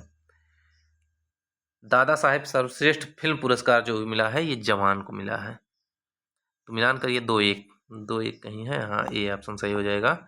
और सी पे 4 मतलब 16वां कांस्य पुरस्कार जो मिला है it was just an accident और आईफा अवार्ड जो मिला है लापता लेडीज को मिला है। तो ऑप्शन ए हमारा सही हो जाएगा। क्वेश्चन नंबर 65 देखते हैं, इंडिया जस्टिस रिपोर्ट 2025 के अनुसार समग्र मानदंडों में शीर्ष प्रदर्शन करने वाले बड़े राज्यों का सही क्रम है। ऑप्शन ए है कर्नाटक, आंध्र प्रदेश, तेलंगाना और केरल, बी है आंध्र प्रदेश, तेलंगाना, कर्नाटक, केरल, सी ऑप्शन है तेलंगाना, केरल, कर्नाटक, आंध्र प्रदेश, डी ऑप्शन है केरल, कर्नाटक, आंध्र प्रदेश और तेलंगाना। तो शीर्ष प्रदर्शन करने वाले जो राज्य हैं कर्नाटक, आंध्र प्रदेश, तेलंगाना और केरल हैं, तो ऑप्शन ए हमारा सही हो जाएगा। 66 नंबर क्वेश्चन है, निम्नलिखित कथनों पर विचार कीजिए। पहला कथन है, हाल ही में भारत सरकार ने उत्तर प्रदेश के प्रयागराज में भारत के पहले अस्थायी कलाग्राम को स्थापित करने की घोषणा की। दूसरा कथन है, यह कलाग्राम भारत सरकार के आदिवासी एवं जनजातीय मंत्रालय की महत्वाकांक्षी परियोजना है। निम्न में कौन सा कथन सही है? ए ऑप्शन केवल 1, बी ऑप्शन केवल 2, सी ऑप्शन 1 और व 2 दोनों, डी ऑप्शन ना तो 1 ना ही 2। अगर देखें तो उत्तर प्रदेश में प्रयागराज में भारत सरकार ने पहले अस्थायी कलाग्राम की स्थापना घोषणा की है, ये बिल्कुल सही बात है। और इसको जो है आदिवासी मंत्रालय ने, संस्कृति मंत्रालय ने कि ये महत्वाकांक्षी योजना है, तो ये गलत हो गया। दूसरा पहला सही, ऑप्शन ए हमारा सही हो जाएगा। 67 नंबर है, चुनौतियां मुझे पसंद है पुस्तक का विमोचन किसने किया? ऑप्शन ए है मीरा सोलंकी, ऑप्शन बी है आनंदीबेन पटेल, ऑप्शन सी है चित्रा शर्मा, ऑप्शन डी है योगी आदित्यनाथ। तो अगर हम इसको देखें तो इस पुस्तक का विमोचन उत्तर प्रदेश की राज्यपाल आनंदीबेन पटेल ने किया। ये उनकी जीवन यात्रा पर वृतांत है, तो ऑप्शन बी सही हो जाएगा। 68 नंबर है, भारतीय अंतर्देशीय जलमार्ग प्राधिकरण ने अपना 6वां क्षेत्रीय कार्यालय किस शहर में स्थापित किया? तो अगर इसको देखें तो A option Prayagraj, B option Kanpur, C option Noida और डी ऑप्शन वाराणसी। तो ये जो 6वां क्षेत्रीय कार्यालय है ये वाराणसी में खोला गया है, तो ऑप्शन डी हमारा सही हो जाएगा। हाल ही में WHO IRCH वर्कशॉप का आयोजन उत्तर प्रदेश के किस शहर में किया गया? ऑप्शन ए है गोरखपुर, ऑप्शन बी है प्रयागराज, ऑप्शन सी है गाजियाबाद और ऑप्शन डी है गौतम बुद्ध नगर। तो WHO का IRCH जो वर्कशॉप है ये उत्तर प्रदेश के गाजियाबाद में आयोजित हुआ और आयुष मंत्रालय द्वारा WHO के साथ एक समझौता है, दोनों ऑप्शन सी हमारा सही होगा। 70 नंबर है, किस संगठन ने शिक्षा और पोषण अच्छा खाना सीखें शीर्षक से एक रिपोर्ट जारी की है? ऑप्शन ए है संयुक्त राष्ट्र विकास कार्यक्रम UNDP, ऑप्शन बी है संयुक्त राष्ट्र शैक्षिक वैज्ञानिक और सांस्कृतिक संगठन यूनेस्को, ऑप्शन सी है संयुक्त राष्ट्र पर्यावरण कार्यक्रम UNEP और ऑप्शन डी है विश्व बैंक। तो अगर हम इसको देखें तो संयुक्त राष्ट्र ये शिक्षा और पोषण अच्छा खाना सीखें, ये ऑप्शन बी संयुक्त राष्ट्र शैक्षिक मनोवैज्ञानिक और सांस्कृतिक संगठन यूनेस्को ने जारी किया है, तो ये ऑप्शन हमारा बी सही हो जाएगा। 71 नंबर क्वेश्चन देखते हैं, निम्न में से किस शहर में 2 दिवसीय भारत शिखर सम्मेलन आयोजित किया गया? ऑप्शन ए है भोपाल, ऑप्शन बी है चेन्नई, ऑप्शन सी है हैदराबाद और ऑप्शन डी है पटना। तो 2 दिवसीय भारत शिखर सम्मेलन जो आयोजित हुआ है ये हैदराबाद में आयोजित किया गया है, तो ऑप्शन सी हमारा सही हो जाएगा। क्वेश्चन नंबर 72 देखते हैं, किस मंत्रालय ने नई दिल्ली में नीति NCAER राज्य आर्थिक मंच पोर्टल लॉन्च किया? ऑप्शन ए है गृह मंत्रालय, ऑप्शन बी है वाणिज्य और उद्योग मंत्रालय, ऑप्शन सी है वित्त मंत्रालय, ऑप्शन डी है सांख्यिकी और कार्यक्रम कार्यान्वयन मंत्रालय। तो अगर हम इसको देखें तो वित्त मंत्रालय ने नई दिल्ली में नीति NCER राज्य आर्थिक मंच पोर्टल जो जारी किया गया है ये नीति आयोग द्वारा वित्त मंत्रालय द्वारा जारी किया गया, श्रीमती निर्मला सीतारमण द्वारा जारी किया गया है, तो ऑप्शन सी हमारा सही हो जाएगा। क्वेश्चन नंबर 73 देखते हैं, किस बैंक ने अप्रैल 2025 में ग्राहक मित्र पहल शुरू की? ऑप्शन ए है Central Bank of India, option B है Bank of Baroda, option C है यूको बैंक और ऑप्शन डी है स्टेट बैंक ऑफ इंडिया। इसको देखें तो ग्राहक मित्र जो पहल शुरू की गई है वो SBI ने, स्टेट बैंक ऑफ इंडिया ने शुरू की है। ये भीड़ कम करने के लिए डिजिटल बैंकिंग को बढ़ावा देता है, तो ऑप्शन डी हमारा सही हो जाएगा। 74 नंबर क्वेश्चन है, अप्रैल 2025 में प्रधानमंत्री नरेंद्र मोदी को किस देश ने मित्र भूषण सम्मान से सम्मानित किया? ऑप्शन ए है नेपाल, ऑप्शन बी है म्यांमार, ऑप्शन सी है भूटान और ऑप्शन डी है श्रीलंका। तो अगर हम देखें मित्र भूषण सम्मान जो दिया है ये श्रीलंका ने प्रधानमंत्री मोदी जी को दिया है। यह पुरस्कार किसी गैर देश के नागरिक को दिया जाने वाला सर्वोच्च पुरस्कार है। 74 नंबर हमारा डी सही हो जाएगा। 75 नंबर क्वेश्चन देखते हैं, विश्व मलेरिया दिवस के संदर्भ में निम्नलिखित कथनों पर विचार कीजिए। पहला है विश्व मलेरिया दिवस 25 अप्रैल को मनाया जाता है। दूसरा है भारत ने वर्ष 2030 तक मलेरिया उन्मूलन का लक्ष्य रखा है, तो ये पीछे क्वेश्चन मिल चुका है। उपरोक्त में से कौन सा कथन सत्य नहीं है पूछ रहा है, सत्य नहीं है। ऑप्शन ए है केवल एक, ऑप्शन बी है केवल दो, ऑप्शन सी है एक और दो दोनों, ऑप्शन डी है ना तो एक ना ही दो। तो मलेरिया दिवस जो होता है 25 अप्रैल को मनाया जाता है, ये सही है और 2030 तक इसको खत्म करने का लक्ष्य रखा गया है, ये भी सही है। सत्य नहीं है पूछ रहा है ना, तो ये भी सही है, तो दोनों मतलब सत्य नहीं है, तो ना एक सत्य नहीं है ना ही दो ना सत्य नहीं, मतलब डी ऑप्शन हमारा सही हो जाएगा। 76 नंबर क्वेश्चन देखते हैं, पृथ्वी दिवस 2025 के संदर्भ में निम्नलिखित कथनों पर विचार कीजिए। पहला है इस दिवस का आयोजन प्रतिवर्ष 22 अप्रैल को किया जाता है। दूसरा है इस वर्ष के लिए इसकी थीम ग्रह बनाम प्लास्टिक है। उपयुक्त में से कौन से कथन सही हैं? ऑप्शन ए है केवल एक, ऑप्शन बी है केवल दो, ऑप्शन सी है एक और दो दोनों, ऑप्शन डी है ना तो एक ना ही दो। तो जो पृथ्वी दिवस है ये 22 अप्रैल को मनाया जाता है, एकदम सही बात है। इसकी थीम है हमारी शक्ति हमारा ग्रह, ना कि भारत ग्रह बनाम प्लास्टिक। हमारी शक्ति और हमारा ग्रह, ये दोनों कथन, पहला सही दूसरा गलत, ऑप्शन ए हमारा सही हो जाएगा। 77 नंबर क्वेश्चन है, गूगल द्वारा लॉन्च आयरन वुड के संदर्भ में निम्नलिखित कथनों पर विचार कीजिए। पहला है, यह एक उन्नत कंप्यूटर चिप तथा 7वीं पीढ़ी के टेंसर प्रोसेसिंग यूनिट टीपीयू है।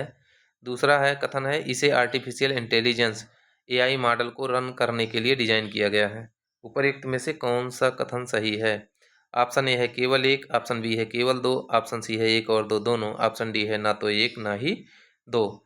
आयरन वुड जो है वो बड़े भाषा मॉडल LLM और विशेषज्ञों के मिश्रण MOE जैसे सोच मॉडल है, तो पहला सही हो गया। दूसरा है, ये एआई मॉडल को रन करने के लिए डिजाइन किया गया है, ये भी सही है। दोनों कथन सही, ऑप्शन सी हमारा सही हो जाएगा। 78वां क्वेश्चन देखते हैं, मानव विकास सूचकांक 2025 के संदर्भ में निम्नलिखित कथनों पर विचार कीजिए। पहला कथन है, विगत वर्ष की अपेक्षा वर्ष 2023 में मानव विकास सूचकांक में भारत की स्थिति में सुधार हुआ। दूसरा कथन है, इस सूचकांक में 193 देशों को शामिल किया गया है। उपरोक्त में से कौन से सही हैं? ऑप्शन ए है केवल एक, ऑप्शन बी है केवल दो, ऑप्शन सी है एक और दो दोनों, ऑप्शन डी है ना तो एक ना ही दो। तो अगर हम देखें तो ये UNDP द्वारा जारी किया जाता है, UNDP द्वारा जारी किया जाता है। 2023 में भारत में सुधार हुआ था और 193 देशों के लिए जारी किया जाता है, बिल्कुल सही है। 2025 में भारत की रैंक 130वीं है 2025 में। तो आप इस तरह से हमारा दोनों कथन सही है, ऑप्शन सी हमारा सही हो जाएगा।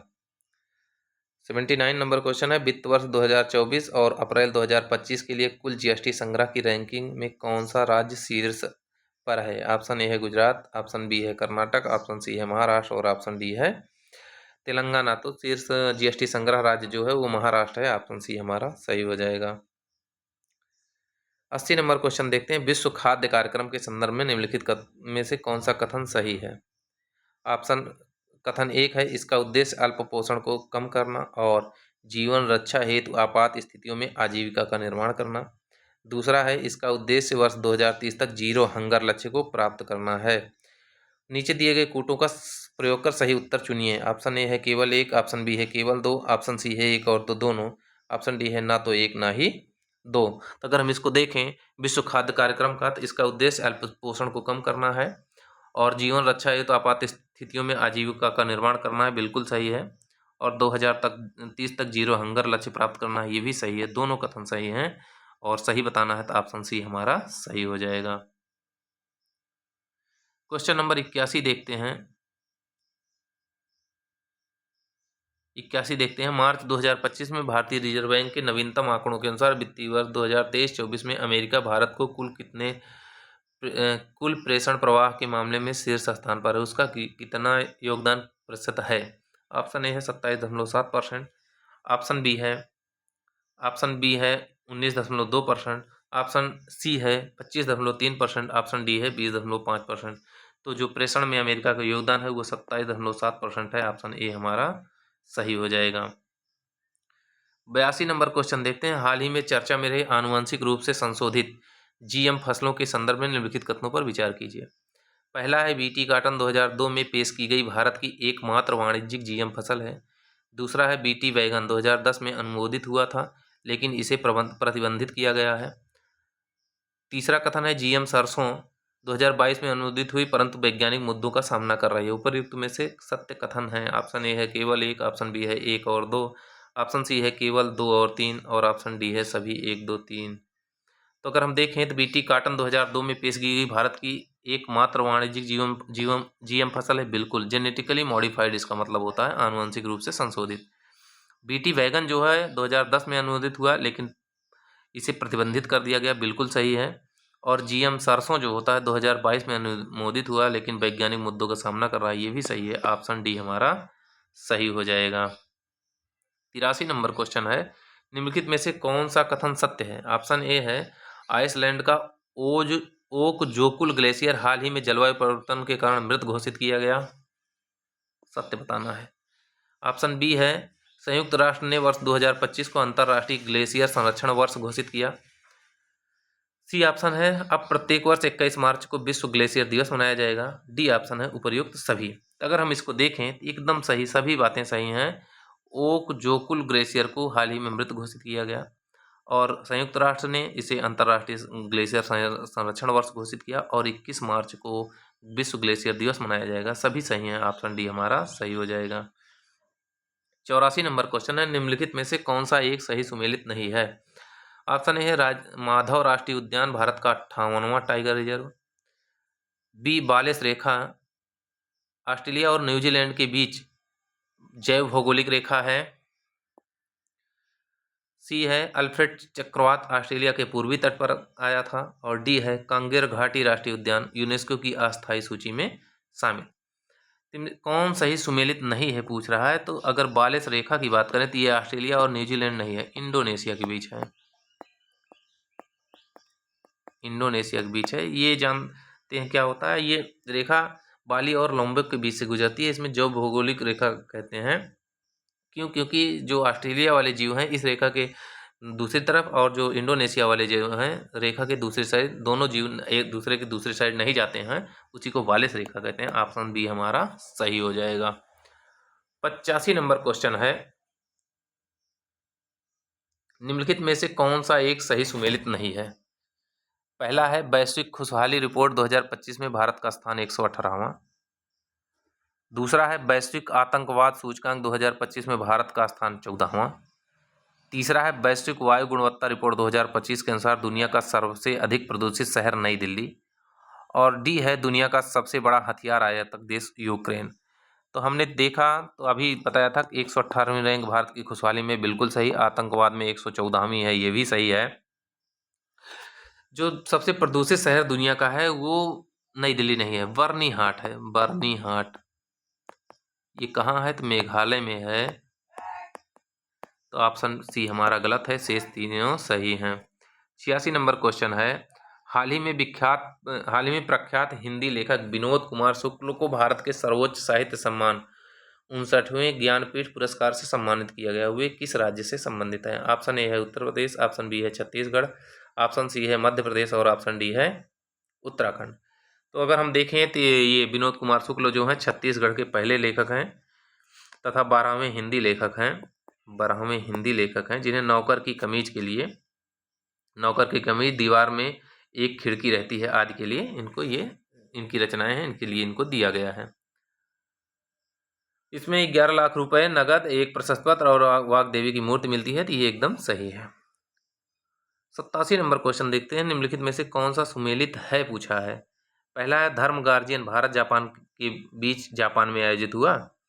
दूसरा है खंजर 12 भारत और किर्गिस्तान के बीच आयोजित हुआ। तीसरा है वरुण भारत और फ्रांस के बीच नौसेनाओं के बीच हिंद महासागर में आयोजित हुआ।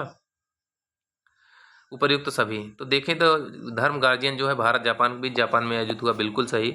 खंजर जो है भारत किर्गिस्तान के बीच हुआ, किर्गिस्तान में, ये भी सही। और वरुण जो है भारत फ्रांस के बीच हिंद महासागर में हुआ, ये भी सही। तीनों कथन सही हैं, ऑप्शन डी सही हो जाएगा।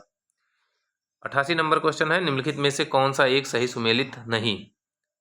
ऑप्शन ए है विश्व वन्यजीव दिवस 3 मार्च, ऑप्शन बी है विश्व गौरैया दिवस 21 मार्च, ऑप्शन सी है विश्व मौसम विज्ञान दिवस 23 मार्च, ऑप्शन डी है अंतर्राष्ट्रीय महिला दिवस 8 मार्च।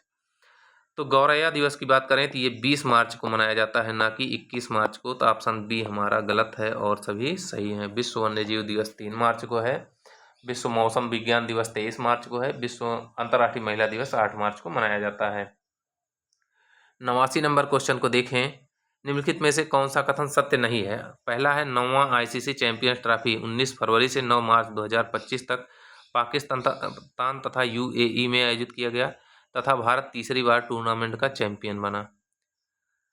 दूसरा कथन है तीसरा महिला premium league 2025 royal challenger Bengaluru ने जीता। और तीसरा है 90वां रणजी ट्रॉफी 2024-25 विदर्भ ने जीता। इसमें से कह रहा है कौन सत्य नहीं है? तो आईसीसी चैंपियंस ट्रॉफी 19 फरवरी से 9 मार्च के बीच पाकिस्तान और यूएई में आयोजित किया गया और भारत ने तीसरी बार टूर्नामेंट चैंपियन बना। तो सत्य नहीं पूछ रहा है, तो भारत तीसरी बार नहीं बना है। दूसरा देखते हैं, तीसरा महिला premium league royal challenger Bengaluru में ने जीता, ये बिल्कुल सही है, आरसीबी ने जीता है। और 90वां रणजी ट्रॉफी जो है विदर्भ ने जीती थी, ये विदर्भ ने नहीं जीती, इसलिए 1 और 3 गलत हो गया, ऑप्शन सी हमारा सही हो जाएगा। अगला चलते हैं। अगला चलते हैं 89 नंबर क्वेश्चन को देखें तो इसमें सत्य नहीं पूछा है। तो अगर हम देखें तो भारत ने तीसरी बार तो ये ट्रॉफी जीता है, ये तो गड़बड़ है भाई। ये आईपीएल आरसीबी ने नहीं जीता है, ये पुरुष वाला आरसीबी ने जीता है, महिला वाला मुंबई ने जीता है, मुंबई इंडियंस ने जीता है। दूसरा गलत हुआ और तीसरा सही हुआ, तो केवल 2 गलत है, ऑप्शन इसमें गड़बड़ बन गए हैं, इसी वजह से समस्या हो रही है।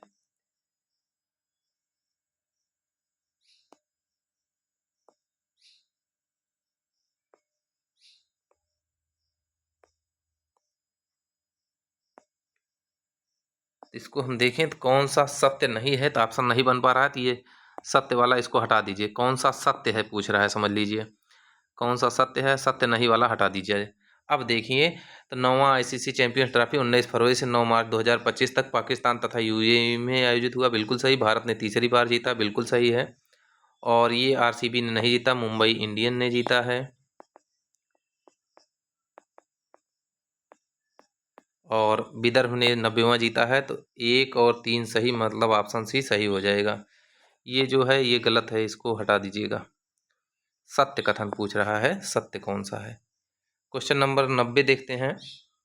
दूसरे कबड्डी विश्व कप का आयोजन पहली बार एशिया से बाहर किस देश में किया गया? ऑप्शन ए है इंग्लैंड, ऑप्शन बी है ऑस्ट्रेलिया, ऑप्शन सी है अमेरिका और ऑप्शन डी है जापान। तो ये इंग्लैंड में आयोजित किया गया है दूसरा कबड्डी विश्व कप। इसका पहली बार भारत से बाहर, एशिया से बाहर आयोजन हुआ है, तो ऑप्शन ए सही हो जाएगा। 91 नंबर क्वेश्चन देखते हैं। मार्च 2025 में महिलाओं की स्थिति पर आयोग का 69वां सत्र 2025 कहाँ आयोजित किया गया? ऑप्शन ए है नई दिल्ली, ऑप्शन बी है न्यूयॉर्क, ऑप्शन सी है पेरिस और ऑप्शन डी है वियना। तो अगर हम देखें तो महिलाओं की स्थिति पर आयोग का 69वां सत्र जो है ये न्यूयॉर्क में आयोजित किया गया है, तो हमारा बी ऑप्शन सही हो जाएगा। 92 नंबर क्वेश्चन देखते हैं। मार्च 2025 को साहित्य अकादमी द्वारा साहित्य अकादमी अनुवाद पुरस्कार 2024 की घोषणा की गई। इसमें किसे हिंदी भाषा के लिए यह पुरस्कार प्रदान किए जाने की घोषणा की गई है? साहित्य अकादमी द्वारा साहित्य अकादमी अनुवाद पुरस्कार किसे प्रदान किया जाएगा? ऑप्शन ए है राजीव कुमार, ऑप्शन बी है मदन सोनी, ऑप्शन सी है अर्चना केसर और ऑप्शन डी है केशकर ठाकुर। इसको देखें तो मदन सोनी को ये पुरस्कार देने की घोषणा की गई है, तो ऑप्शन बी हमारा सही हो जाएगा। 93 नंबर क्वेश्चन देखते हैं। अभ्यास खंजर 2025 के संबंध में निम्नलिखित कथनों पर विचार कीजिए। पहला है यह भारत किर्गिस्तान संयुक्त विशेष बल अभ्यास का 12वां संस्करण है। दूसरा है यह 10 से 23 मार्च 2025 तक जैसलमेर भारत में आयोजित किया गया। उपयुक्त कथनों में सही है, अभी पीछे मिला था ये। ऑप्शन ए है केवल 1, ऑप्शन बी है केवल 2, ऑप्शन सी है 1 और 2 दोनों, ऑप्शन डी है इनमें से कोई नहीं।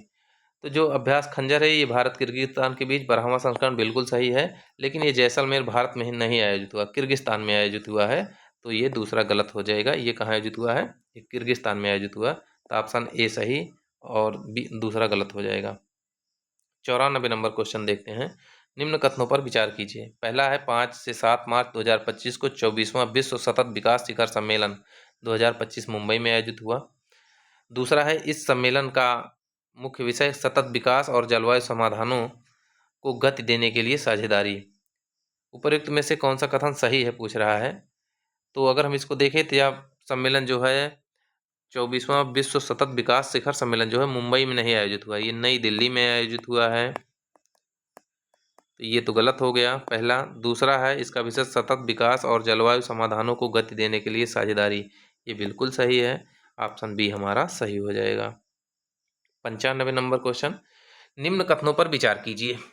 पहला है 8 मार्च 2025 को संपूर्ण विश्व में अंतर्राष्ट्रीय महिला दिवस मनाया गया।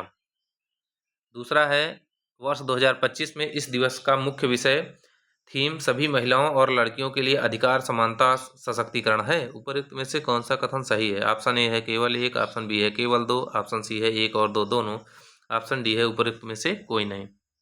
तो हम देखें तो 8 मार्च को अंतर्राष्ट्रीय महिला दिवस मनाया जाता है, ये तो सही है। और इसका विषय भी सही है, सभी महिलाओं और लड़कियों के लिए अधिकार, समानता और सशक्तिकरण दोनों सही हैं। ऑप्शन सी हमारा सही हो जाएगा। 96 नंबर क्वेश्चन देखते हैं। केंद्रीय बजट 2025-26 के संदर्भ में निम्नलिखित में से कौन सा सही सुमेलित नहीं है? ऑप्शन ए है राजकोषीय घाटा जीडीपी का 4.4%। ऑप्शन बी है प्रधानमंत्री धन धान्य कृषि योजना के तहत लक्षित जिले 100।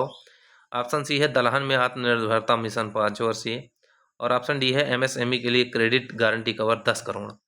इसमें देखें तो कौन सा गलत है, तो दलहन में आत्मनिर्भरता मिशन है, ये 5 वर्षीय नहीं है, ये 6 वर्षीय है। तो ऑप्शन सी हमारा सही हो जाएगा। 97 नंबर क्वेश्चन देखते हैं। केंद्रीय बजट 2025-26 के संदर्भ में निम्नलिखित में से कौन सा कथन असत्य है? पहला है सरकारी स्कूलों के लिए अगले 5 वर्षों में 50,000 अटल टिंकरिंग लैब की स्थापना की जाएगी। दूसरा है प्रधानमंत्री ग्राम सड़क योजना के तहत 50,000 किमी की नई सड़कें बनाई जाएगी। तीसरा है नई कर व्यवस्था के तहत 12 लाख तक की वार्षिक आय पर कोई आयकर देय नहीं होगा। ऑप्शन ए है केवल 2 और 3। ऑप्शन बी है केवल 1 और 3। ऑप्शन सी है केवल 3। ऑप्शन डी है उपयुक्त में से कोई नहीं। इसमें से असत्य पूछ रहा है, कौन सा असत्य है? तो बजट में 5 वर्षों में 50,000 अटल टिंकरिंग लैब की स्थापना की बात की है, ये सही है। और पीएम ग्राम सड़क योजना के तहत 5,000 किलोमीटर नई सड़क बनेगी, ये भी सही है। और 12 लाख तक आयकर मुक्त हो गया है, ये भी सही है। तीनों सही हैं। इसमें गलत पूछा है तो कोई गलत नहीं है, अर्थात डी सही हो जाएगा, इनमें से कोई नहीं। 98 नंबर क्वेश्चन है। आर्थिक समीक्षा 2024-25 के अनुसार भारत की वास्तविक जीडीपी दर वृद्धि दर वर्ष 2025-26 में कितने प्रतिशत रहने का अनुमान है? ऑप्शन ए है 6.4%। ऑप्शन बी है 3.3%। ऑप्शन सी है 6.5% और ऑप्शन डी है उपरोक्त में से कोई नहीं। इसको हम लोगों ने पढ़ा है, 6.4% रहने की उम्मीद है। 99 नंबर क्वेश्चन देखते हैं। हाल ही में 8वें हिंद महासागर सम्मेलन का आयोजन कहाँ किया गया, जिसमें विदेश मंत्री एस जयशंकर ने भारत का प्रतिनिधित्व किया? Option A Dhaka Bangladesh. Option B है कोलंबो श्रीलंका। ऑप्शन सी है काठमांडू नेपाल और ऑप्शन डी है मस्कट ओमान। तो ये 8वां जो हिंद महासागर शिखर सम्मेलन है, ये मस्कट ओमान में आयोजित किया गया। ऑप्शन डी सही हो जाएगा। और गंभीर परिवर्तन पर ध्यान केंद्रित किया गया है। अगला क्वेश्चन देखते हैं। 100 नंबर। हाल ही में 2 फरवरी को मनाए गए विश्व आर्द्रभूमि दिवस की थीम क्या थी? ऑप्शन ए है हमारे साझा भविष्य के लिए आर्द्रभूमि का संरक्षण। बी है आर्द्रभूमि और हमारा साझा भविष्य। सी है आर्द्रभूमि और सतत विकास। डी है आर्द्रभूमि और जलवायु परिवर्तन।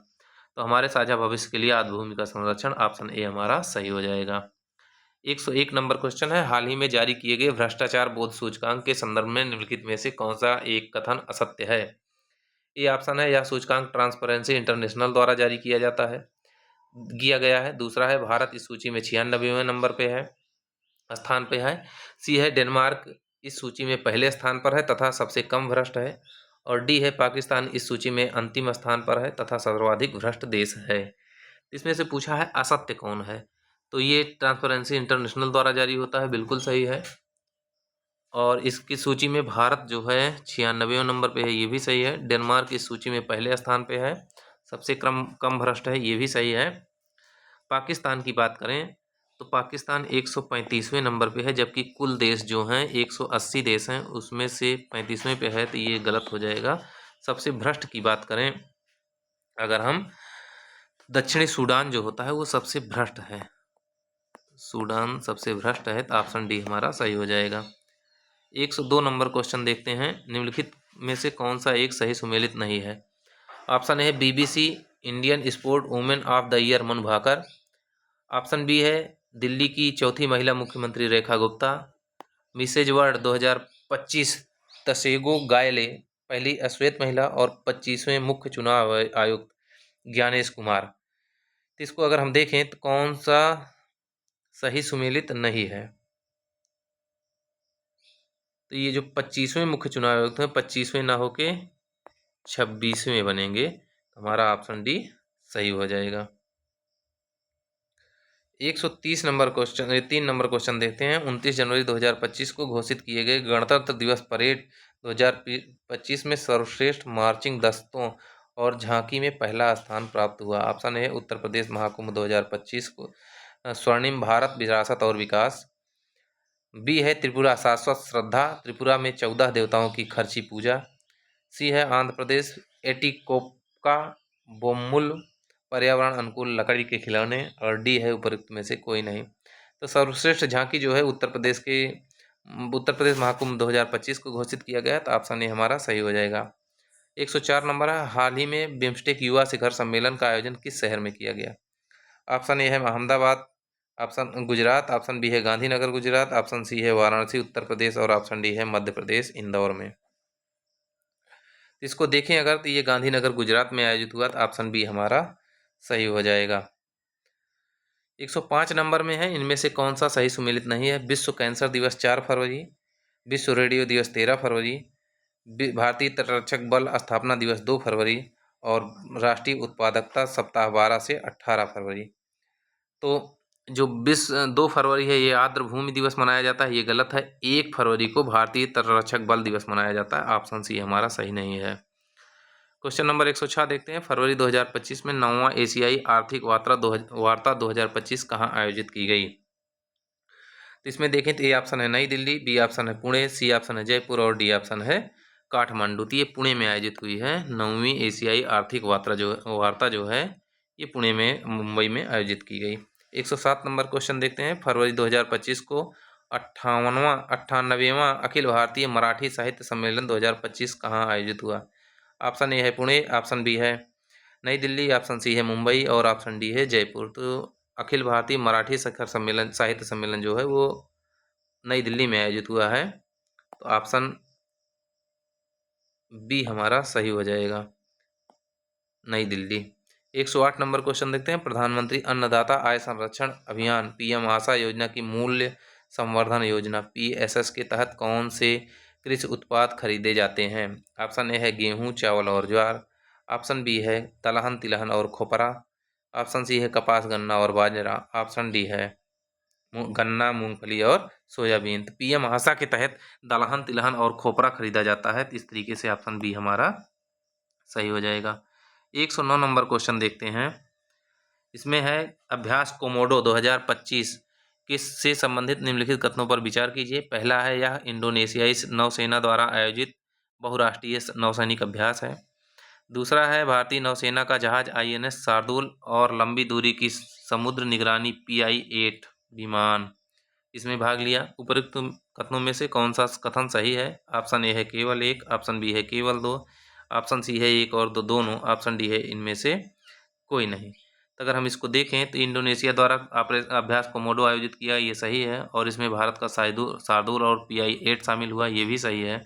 दोनों कथन सही हैं, ऑप्शन सी हमारा सही हो जाएगा। 110 नंबर देखते हैं, 8वां हिंद महासागर सम्मेलन 2025 से संबंधित निम्नलिखित कथनों पर विचार कीजिए। पहला कथन है, 16-17 फरवरी 2025 के मध्य यह सम्मेलन मस्कट ओमान में आयोजित किया गया। हिंद महासागर सम्मेलन अभी पीछे मिला था, तो ये सही है। दूसरा है, इस सम्मेलन में भारत का प्रतिनिधित्व रक्षा मंत्री राजनाथ सिंह ने किया। उपर्युक्त में से कौन सा सही है? ऑप्शन ए है केवल एक, ऑप्शन बी है केवल दो, ऑप्शन सी है एक और दो दोनों, ऑप्शन डी है इनमें से कोई नहीं। तो ये मस्कट ओमान में आयोजित हुआ, अभी पीछे मिला था, बिल्कुल सही बात है। दूसरा देखें तो इसमें राजनाथ सिंह ने नहीं, एस जयशंकर ने शामिल हुआ, एस जयशंकर शामिल हुए थे, एस जयशंकर शामिल हुए थे। तो दूसरा गलत, पहला सही, ऑप्शन ए हमारा सही हो जाएगा। 111 नंबर क्वेश्चन देखते हैं, निम्नलिखित कथनों पर विचार कीजिए। पहला है, हाल ही में उत्तर प्रदेश ने अपना 76वां स्थापना दिवस मनाया। दूसरा है, इस वर्ष उत्तर प्रदेश दिवस की थीम थी उत्तर प्रदेश विकास और विरासत की यात्रा रही है। उपरोक्त में से सत्य कथन है, ऑप्शन ए है केवल एक, ऑप्शन बी है केवल दो, ऑप्शन सी है एक और दो दोनों, ऑप्शन डी है उपरोक्त में से कोई नहीं। तो 76वां स्थापना दिवस मनाया सही है, उत्तर प्रदेश विकास और विरासत की यात्रा ये भी सही है, दोनों कथन सही हैं, ऑप्शन सी सही हो जाएगा। 112 नंबर, निम्नलिखित में से कौन सा कथन असत्य है? पहला है, 85वां अखिल भारतीय सभापति सम्मेलन का आयोजन जनवरी 2025 में पटना में किया गया। दूसरा है, इस सम्मेलन का उद्घाटन पीएम मोदी ने किया। तो इस सम्मेलन का उद्घाटन जो है पीएम मोदी ने किया। तीसरा है, इस सम्मेलन का विषय संविधान की 75वीं वर्षगांठ के परिप्रेक्ष्य में संवैधानिक मूल्यों को मजबूत करने में संसद और राज्य विधानमंडलों का योगदान रहा। और डी है उपयुक्त में से कोई नहीं, तो असत्य पूछा है इसमें से। तो इस सम्मेलन का उद्घाटन पीएम मोदी ने नहीं किया है, इसका उद्घाटन जो किया है उसको किया है ओम बिड़ला ने। ओम बिड़ला लोकसभा अध्यक्ष ने किया है, तो ऑप्शन बी हमारा सही हो जाएगा। 113 नंबर है, जनवरी 2025 में गणतंत्र दिवस परेड में मुख्य प्रदर्शन में शामिल रहे। ऑप्शन ए है BrahMos supersonic cruise missile, option B है Pralay quasi ballistic missile, option C है Pinaka multi model multi rocket launch system और ऑप्शन डी है उपर्युक्त सभी। तो 113 नंबर को अगर हम देखें तो जनवरी 2025 में गणतंत्र दिवस में जो परेड में शामिल हुआ था प्रदर्शन वो ब्रह्मोस का था, सही है। प्रलय क्वासी बैलिस्टिक मिसाइल ये भी सही है और Pinaki multi model multi rocket launch उपयुक्त सभी सही हो जाएंगे, सभी शामिल हुए थे। 114 नंबर क्वेश्चन है, हाल ही में मनाए गए प्रवासी भारतीय दिवस सम्मेलन 2025 के संदर्भ में निम्नलिखित में से कौन सा एक सही सुमेलित नहीं है। ऑप्शन ए है विकसित भारत के लिए प्रवासी समुदाय का योगदान, बी है मुख्य अतिथि त्रिनिदाद और टोबैको की राष्ट्रपति क्रिस्टीना कार्ला कांगालू है, फोकस राज्य उत्तर प्रदेश है, और डी सम्मेलन में समापन के में प्रवासी भारतीय सम्मान पुरस्कार राष्ट्रपति द्रौपदी मुर्मू द्वारा दिया गया। तो 114 नंबर को अगर देखें तो इसका जो फोकस राज्य था वो उत्तर प्रदेश नहीं था, उत्तर प्रदेश के स्थान पे इसका फोकस राज्य उड़ीसा था। ऑप्शन सी हमारा गलत है, यही सही हो जाएगा 114 नंबर। 115 नंबर 10 जनवरी 2025 को अगले मुख्य चुनाव आयुक्त की चयन प्रक्रिया में बदलाव लाने की घोषणा की गई। इस संदर्भ में सत्य कथन है। पहला है सीईसी का उत्तराधिकारी हमेशा अगला वरिष्ठतम चुनाव आयुक्त होता था, लेकिन अब चयन समिति में एक व्यापक पैनल शामिल होगा। बी ऑप्शन है कानून मंत्री की अध्यक्षता में एक सर्च कमेटी बनाई जाएगी जो 5 नामों की सूची तैयार करेगी। सी है उपर्युक्त दोनों कथन सत्य हैं और डी है उपर्युक्त में से कोई नहीं। तो अगर हम देखें तो 10 जनवरी को अगले मुख्य चुनाव आयुक्त की चयन प्रक्रिया में बदलाव लाने की घोषणा की गई है, ये तो इसमें सत्य छांटना है। तो पहले सीआईसी का उत्तराधिकारी हमेशा अगला वरिष्ठतम चुनाव आयुक्त बनता था, लेकिन अब चयन समिति ने एक व्यापक पैनल बनाया है, ये सही है। और कानून मंत्री की अध्यक्षता में सर्च कमेटी बनेगी जो 5 नामों का सूची तैयार करेगी, ये भी सही है। दोनों कथन सत्य हैं, ऑप्शन सी हमारा सही हो जाएगा। 116 नंबर हाल ही में जारी किए गए राजकोषीय स्वास्थ्य सूचकांक के संदर्भ में सत्य कथन है। फिजिकल हेल्थ की बात हो रही है। पहला है यह सूचकांक केंद्रीय स्वास्थ्य और परिवार कल्याण मंत्रालय द्वारा जारी किया गया। दूसरा है सूचकांक के अनुसार वर्ष 2022-23 के लिए उड़ीसा सर्वश्रेष्ठ प्रदर्शनकर्ता के रूप में उभरा। और तीसरा है इस सूचकांक में पंजाब, केरल, पश्चिम बंगाल जैसे राज्यों को आकांक्षी राज्य के रूप में शामिल किया गया। ऑप्शन ए है केवल 1 और 2, ऑप्शन बी है केवल 2 और 3, ऑप्शन सी है केवल 2, ऑप्शन डी है उपर्युक्त सभी। तो राजकीय उसमें देखें राजकीय राजकोषीय स्वास्थ्य सूचकांक में इसको स्वास्थ्य मंत्रालय द्वारा जारी नहीं किया गया है, इसको जारी किया गया है नीति आयोग द्वारा। नीति आयोग द्वारा, तो पहला गलत हो गया। और उड़ीसा प्रथम स्थान पे, ये भी सही है। पंजाब, केरल, पश्चिम बंगाल आकांक्षी राज्य हैं, ये भी सही है। 2, 3 सही हो जाएगा, ऑप्शन बी सही है। 117 नंबर हाल ही में 2 भारतीय शहरों को यूनेस्को वर्ल्ड सिटी का दर्जा दिया गया। तो ये पीछे मिला था। ऑप्शन ए है इंदौर व जबलपुर, ऑप्शन बी है इंदौर व तथा उदयपुर, ऑप्शन सी है इंदौर तथा वाराणसी, ऑप्शन डी है उदयपुर तथा कोझिकोड। तो हम जानते हैं इंदौर और उदयपुर अभी पीछे मिला था, ऑप्शन बी सही हो जाएगा। 118 नंबर क्वेश्चन है, जनवरी 2025 को आदिवासी नेता बिरसा मुंडा की 150वीं जयंती के उपलक्ष्य में किसके द्वारा संविधान सदन में के सेंट्रल हॉल में पंचायत से संसद 2.0 कार्यक्रम का उद्घाटन किया गया। ए ऑप्शन है प्रधानमंत्री मोदी द्वारा, ऑप्शन बी है गृह मंत्री अमित शाह द्वारा, ऑप्शन सी है राष्ट्रपति द्रौपदी मुर्मू द्वारा और ऑप्शन डी है लोकसभा अध्यक्ष ओम बिरला द्वारा। तो ये जो पंचायत से संसद 2.0 कार्यक्रम, इसको लोकसभा अध्यक्ष ओम बिरला द्वारा उद्घाटन किया गया। तो ऑप्शन डी हमारा सही है। 119 नंबर हाल ही में ब्रांड फाइनेंस ग्लोबल 500 रैंकिंग 2025 में विश्व के सबसे मूल्यवान ब्रांड का दर्जा किसे प्राप्त हुआ। ऑप्शन ए है एप्पल, ऑप्शन बी है माइक्रोसॉफ्ट, ऑप्शन सी है गूगल और ऑप्शन डी है अमेजन। तो ये सबसे मूल्यवान ब्रांड जो है वो एप्पल है, तो ऑप्शन ए सही है। 120 नंबर 2025 में पद्म पुरस्कारों के संबंध में निम्नलिखित में से कौन सा एक सही सुमेलित नहीं है। कुल पुरस्कार 139, तभी हमने बताया था 7, 13 और 119। अब पद्म विभूषण 7, पद्म भूषण 19 और पद्मश्री 100 नहीं है, ये 119 है, ये गलत है। ऑप्शन डी हमारा सही हो जाएगा।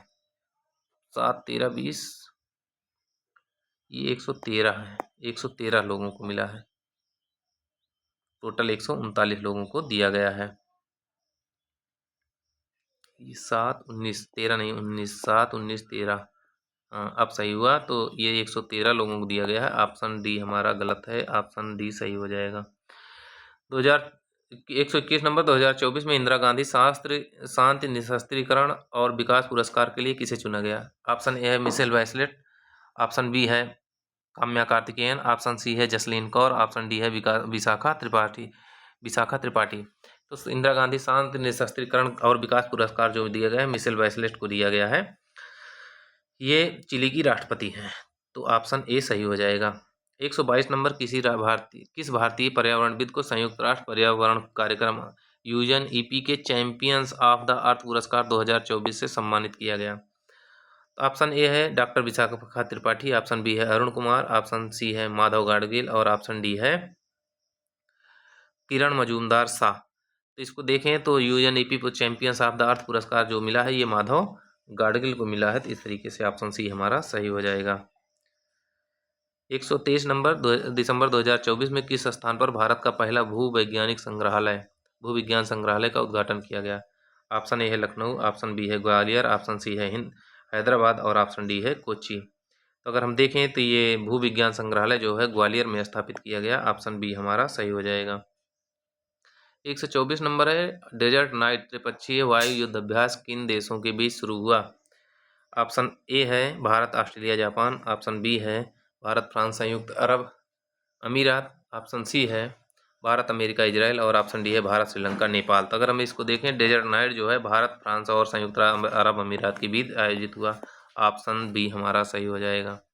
125 नंबर घरेलू उपभोग व्यय सर्वेक्षण 2023-24 के अनुसार ग्रामीण भारत में औसत मासिक प्रति व्यक्ति व्यय कितना अनुमानित है? ऑप्शन ए है 6,996 रुपये, ऑप्शन बी है 4122 रुपये, ऑप्शन सी है 5500 रुपये, ऑप्शन डी है 7,000 रुपये। तो जो ग्रामीण भारत में औसत मासिक व्यय है वो 4122 रुपये है। ऑप्शन बी हमारा सही हो जाएगा। 126 नंबर भारत का लक्ष्य किस वर्ष तक मलेरिया उन्मूलन है? ऑप्शन ए है 2030, ऑप्शन बी है 2027, ऑप्शन सी है 2025 और ऑप्शन डी है 2040। तो मलेरिया उन्मूलन का जो भारत का लक्ष्य है वो 2030 तक है। ऑप्शन ए सही हो जाएगा। 127 नंबर फीफा विश्व कप 2034 की मेजबानी के लिए आधिकारिक तौर पर किस देश को चुना गया? ऑप्शन ए है कतर, ऑप्शन बी है संयुक्त अरब अमीरात, ऑप्शन सी है सऊदी अरब और ऑप्शन डी है ऑस्ट्रेलिया। तो फीफा विश्व कप 2034 के लिए सऊदी अरब को चुना गया है। ऑप्शन सी सही हो जाएगा। 128 नंबर क्वेश्चन है निम्नलिखित कथनों पर विचार कीजिए। पहला, भारतीय चिकित्सा अनुसंधान परिषद ने भारत का पहला डायबिटीज बायोबैंक महाराष्ट्र के पुणे में स्थापित किया। दूसरा है बायोबैंक जैविक नमूनों को संग्रहित करता है जिनका उपयोग डायबिटीज के कारणों और संबंधित विकारों पर शोध के लिए किया जाता है। तीसरा है बायोबैंक का उद्देश्य भारतीयों को प्रभावित करने वाले डायबिटीज के विभिन्न प्रकारों पर शोध में मदद करता है। उपरोक्त में से कौन सा कथन सही है? ऑप्शन ए है केवल एक, ऑप्शन बी है 2 और 3, ऑप्शन सी है 1 और 2 और ऑप्शन डी है 1, 2 और 3। तो अगर हम इसको देखें तो भारतीय चिकित्सा अनुसंधान परिषद ने भारत का पहला डायबिटीज बायोबैंक महाराष्ट्र के पुणे में स्थापित किया। ये गलत है, ये चेन्नई तमिलनाडु में स्थापित हुआ है। चेन्नई तमिलनाडु में स्थापित हुआ, पहला गलत हो गया। बायोबैंक जैविक नमूनों को संग्रहित करता है, सही है। इसका उपयोग डायबिटीज के कारणों और संबंधित विकारों पर शोध के लिए किया जाता है, ये सही है। बायोबैंक का उद्देश्य भारतीयों को प्रभावित करने वाले डायबिटीज के विभिन्न प्रकारों पर शोध करना, ये भी सही है। 2, 3 सही है, पहला गलत है। ऑप्शन बी सही हो जाएगा। 129 नंबर देखते हैं। उत्तर प्रदेश किस विकास और ग्रामीण उद्यम पारिस्थितिकी तंत्र सुदृढ़ीकरण यूपी एग्रीज परियोजना के संदर्भ में निम्नलिखित में से कौन सा कथनों पर विचार करना है?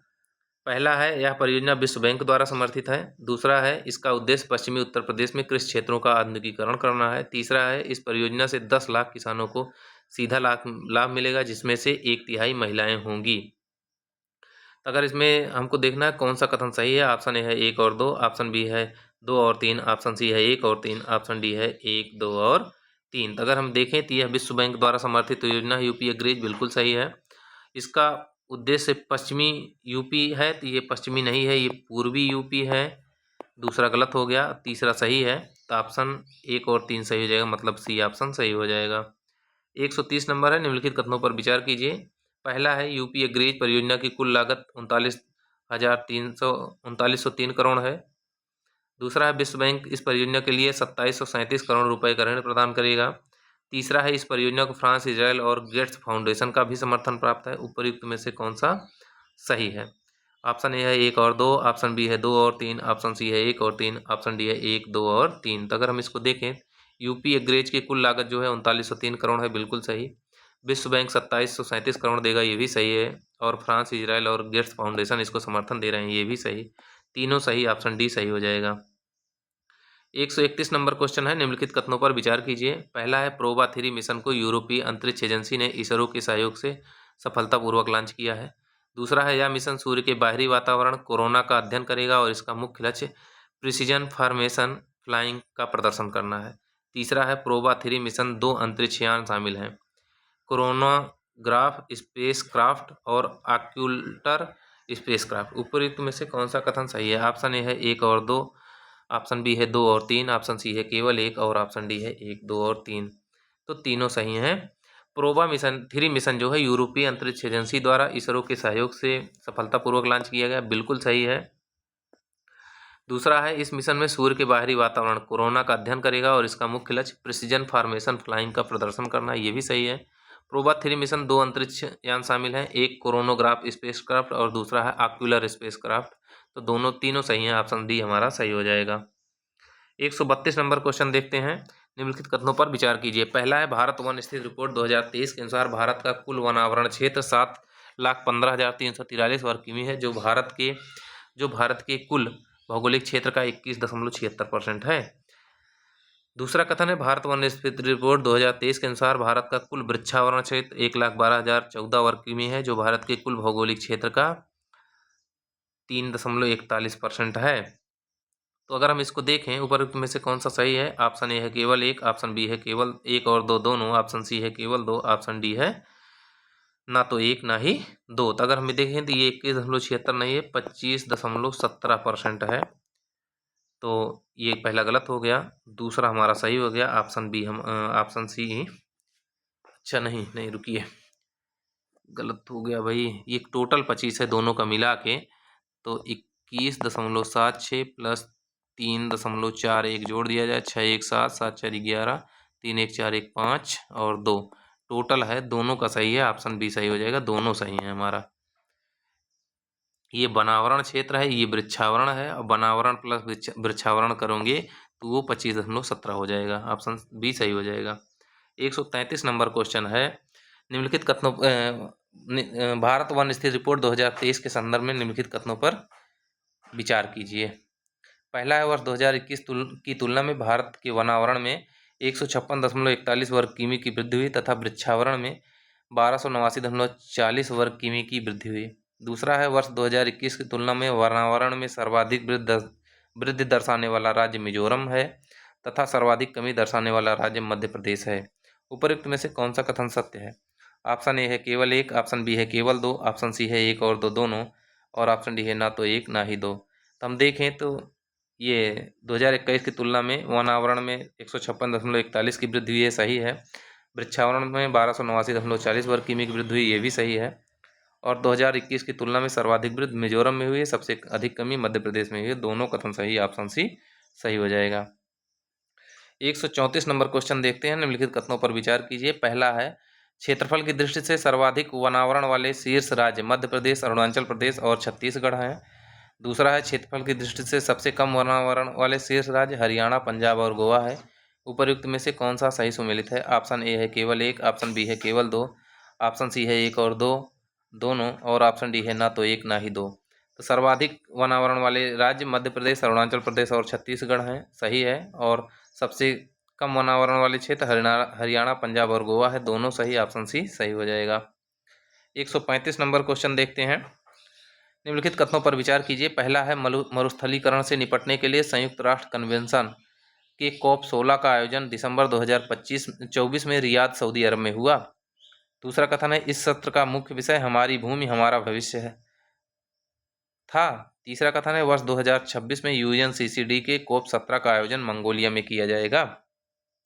उपर्युक्त कथनों में कौन सही है पूछ रहा है। ऑप्शन ए है केवल 1, ऑप्शन बी है 2 और 3, ऑप्शन सी है 1 और 2 और ऑप्शन डी है 1, 2 और 3। तो अगर हम देखें मरुस्थलीकरण से निपटने के लिए संयुक्त राष्ट्र कन्वेंशन का आयोजन रियाद सऊदी अरब में हुआ था, बिल्कुल सही है। हमारी भूमि हमारा भविष्य, ये भी सही है। और अगला मंगोलिया में होगा, ये भी सही है। तीनों कथन सही हैं, ऑप्शन डी सही हो जाएगा। 136 नंबर, निम्नलिखित कथनों पर विचार कीजिए। राजा मान सिंह तोमर सम्मान 2023 इंदौर की संस्था सानंद न्यास को प्रदान किया गया। दूसरा कथन है, कोलकाता के प्रसिद्ध तबला वादक पंडित स्वपन चौधरी को राष्ट्रीय तानसेन सम्मान 2023 प्रदान किया गया। तीसरा है, तानसेन सम्मान में आयकर मुक्त 5 लाख रुपए की सम्मान राशि प्रदान की जाती है। उपर्युक्त कथनों में से कौन सा सही है? ऑप्शन ए है केवल एक और दो, ऑप्शन बी है 2 और 3, ऑप्शन सी है केवल 2, ऑप्शन डी है 1, 2 और 3। तो ये तीनों बातें सही हैं। इंदौर में सांसद न्यास को प्रदान किया गया है, तो तोमर सम्मान बिल्कुल सही है। तबला वाला स्वपन चौधरी को तानसेन सम्मान 2023 मिला, ये भी सही है। 5 लाख रुपए मिलते हैं जो टैक्स फ्री होते हैं, तो तीनों सही है। ऑप्शन डी सही हो जाएगा। 137 नंबर क्वेश्चन देखते हैं। निम्नलिखित कथनों पर विचार कीजिए। पहला है, ब्रिटिश सेफ्टी काउंसिल का प्रतिष्ठित स्वॉर्ड ऑफ ऑनर पुरस्कार अयोध्या में राम मंदिर परियोजना को सुरक्षा प्रबंधन में उत्कृष्टता के लिए मिला है। दूसरा है, यह पुरस्कार उन संगठनों को सम्मानित करता है जो स्वास्थ्य, सुरक्षा, कल्याण और पर्यावरण प्रबंधन के क्षेत्र में सर्वोच्च स्थान पर पहुंचते हैं। उपर्युक्त कथनों में कौन सही है? ऑप्शन ए है केवल 1, ऑप्शन बी है केवल 2, ऑप्शन सी है 1 और 2 दोनों, ऑप्शन डी है ना तो 1 ना ही 2। तो देखें, ब्रिटिश सेफ्टी काउंसिल का प्रतिष्ठित स्वॉर्ड ऑफ ऑनर पुरस्कार अयोध्या के राम मंदिर परियोजना को सुरक्षा प्रबंधन उत्कृष्टता हेतु मिला, बिल्कुल सही है। यह पुरस्कार उन संगठनों को मिलता है जो स्वास्थ्य, सुरक्षा, कल्याण और पर्यावरण प्रबंधन क्षेत्र में सर्वोच्च स्थान पर पहुंचते हैं, बिल्कुल सही। दोनों कथन सही हैं, ऑप्शन सी सही हो जाएगा। 138 नंबर है, निम्नलिखित कथनों पर विचार कीजिए। जेसी डेनियल पुरस्कार फिल्म निर्माता साजी एन करुण को मलयालम सिनेमा में उनके आजीवन योगदान के लिए दिया गया। दूसरा कथन है, भारतीय मूल की स्कॉटिश कलाकार जसलीन कौर ने अपनी प्रदर्शन आल्टर आफ्टर के लिए टर्नर पुरस्कार 2024 जीता। उपर्युक्त में से कौन सा सही है? ऑप्शन ए है केवल 1, ऑप्शन बी है केवल 2, ऑप्शन सी है 1 और 2 दोनों, ऑप्शन डी है ना तो 1 ना ही 2। तो हम देखें, डेनियल पुरस्कार फिल्म निर्माता साजी करुण को मलयालम सिनेमा में उनके आजीवन योगदान के लिए दिया गया, बिल्कुल सही है। और स्कॉटिश कलाकार जसलीन कौर को आल्टर आफ्टर के लिए दिया गया टर्नर पुरस्कार, ये भी सही है। दोनों कथन सही, ऑप्शन सी सही हो जाएगा। 139 नंबर देखते हैं। 26 नवंबर 2024 को राष्ट्रपति द्रौपदी मुर्मू ने संविधान की प्रति का अनावरण किया। यह प्रति किन भाषाओं में अनुदित है? पहला है ए ऑप्शन हिंदी और अंग्रेजी, दूसरा बी ऑप्शन है संस्कृत और मैथिली, सी ऑप्शन है तमिल और तेलुगु, डी ऑप्शन है बांग्ला और उड़िया। हम इसको जानते हैं, संस्कृत और मैथिली में अनावरण हुआ था, तो ऑप्शन बी सही हो जाएगा। 140 नंबर है, वर्ष 2024 में आयोजित टेनिस प्रतियोगिता डेविस कप 2024 की विजेता टीम कौन थी? ऑप्शन ए है नीदरलैंड, ऑप्शन बी है संयुक्त राज्य अमेरिका, ऑप्शन सी है इटली और ऑप्शन डी है भारत। तो ऑप्शन सी इटली जो था ये विजेता था टेनिस प्रतियोगिता डेविस कप 2024 का। 141 नंबर क्वेश्चन है, 19 नवंबर 2024 को हमारा संविधान हमारा सम्मान अभियान के तीसरे क्षेत्रीय सम्मेलन का आयोजन कहाँ किया गया? ऑप्शन ए है जयपुर राजस्थान, ऑप्शन बी है गुवाहाटी असम, ऑप्शन सी है हैदराबाद तेलंगाना और ऑप्शन डी है गांधीनगर गुजरात। अगर हम इसको देखें तो ये गुवाहाटी असम में आयोजित हुआ हमारा संविधान हमारा सम्मान अभियान, तो ऑप्शन बी सही हो जाएगा। 142 नंबर है, 19 नवंबर 2024 को शांति निशस्त्रीकरण और विकास के लिए इंदिरा गांधी शांति पुरस्कार 2023 किसे दिया गया?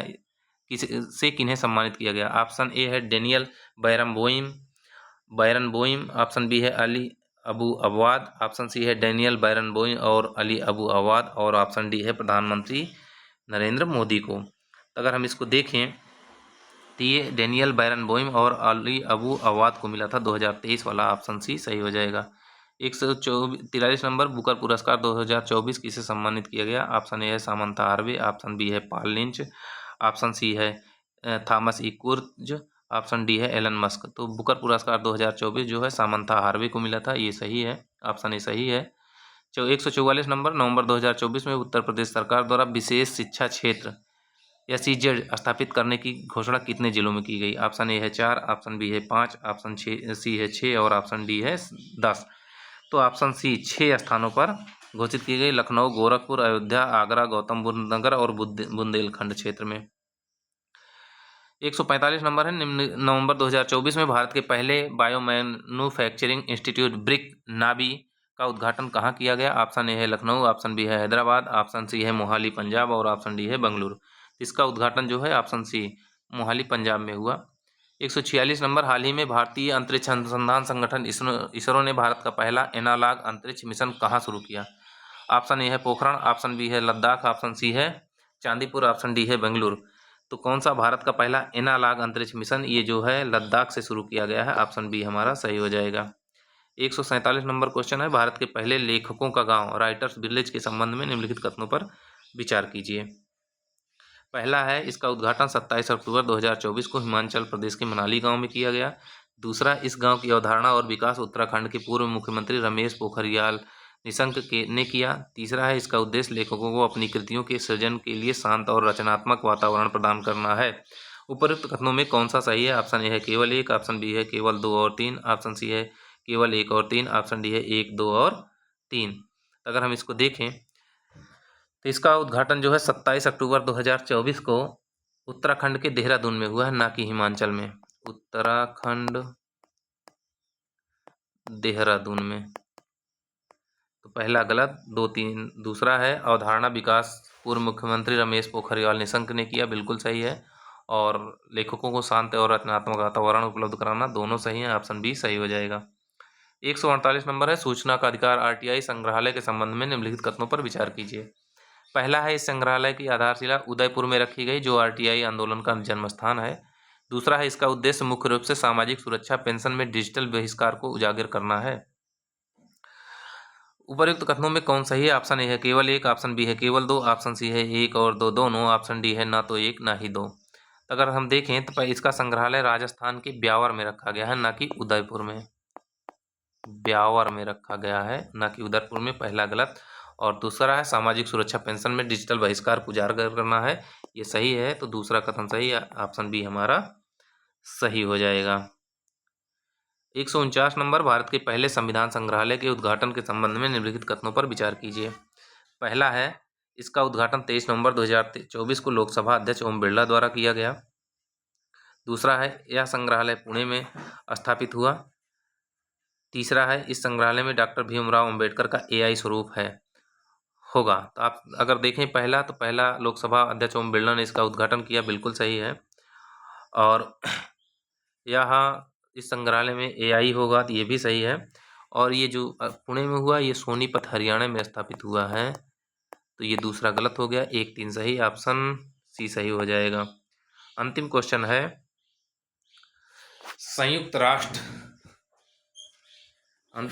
संयुक्त राष्ट्र जलवायु कार्यक्रम। अंतिम क्वेश्चन है, संयुक्त राष्ट्र जलवायु परिवर्तन सम्मेलन COP29 2024 के संबंध में निम्नलिखित कथनों पर विचार कीजिए।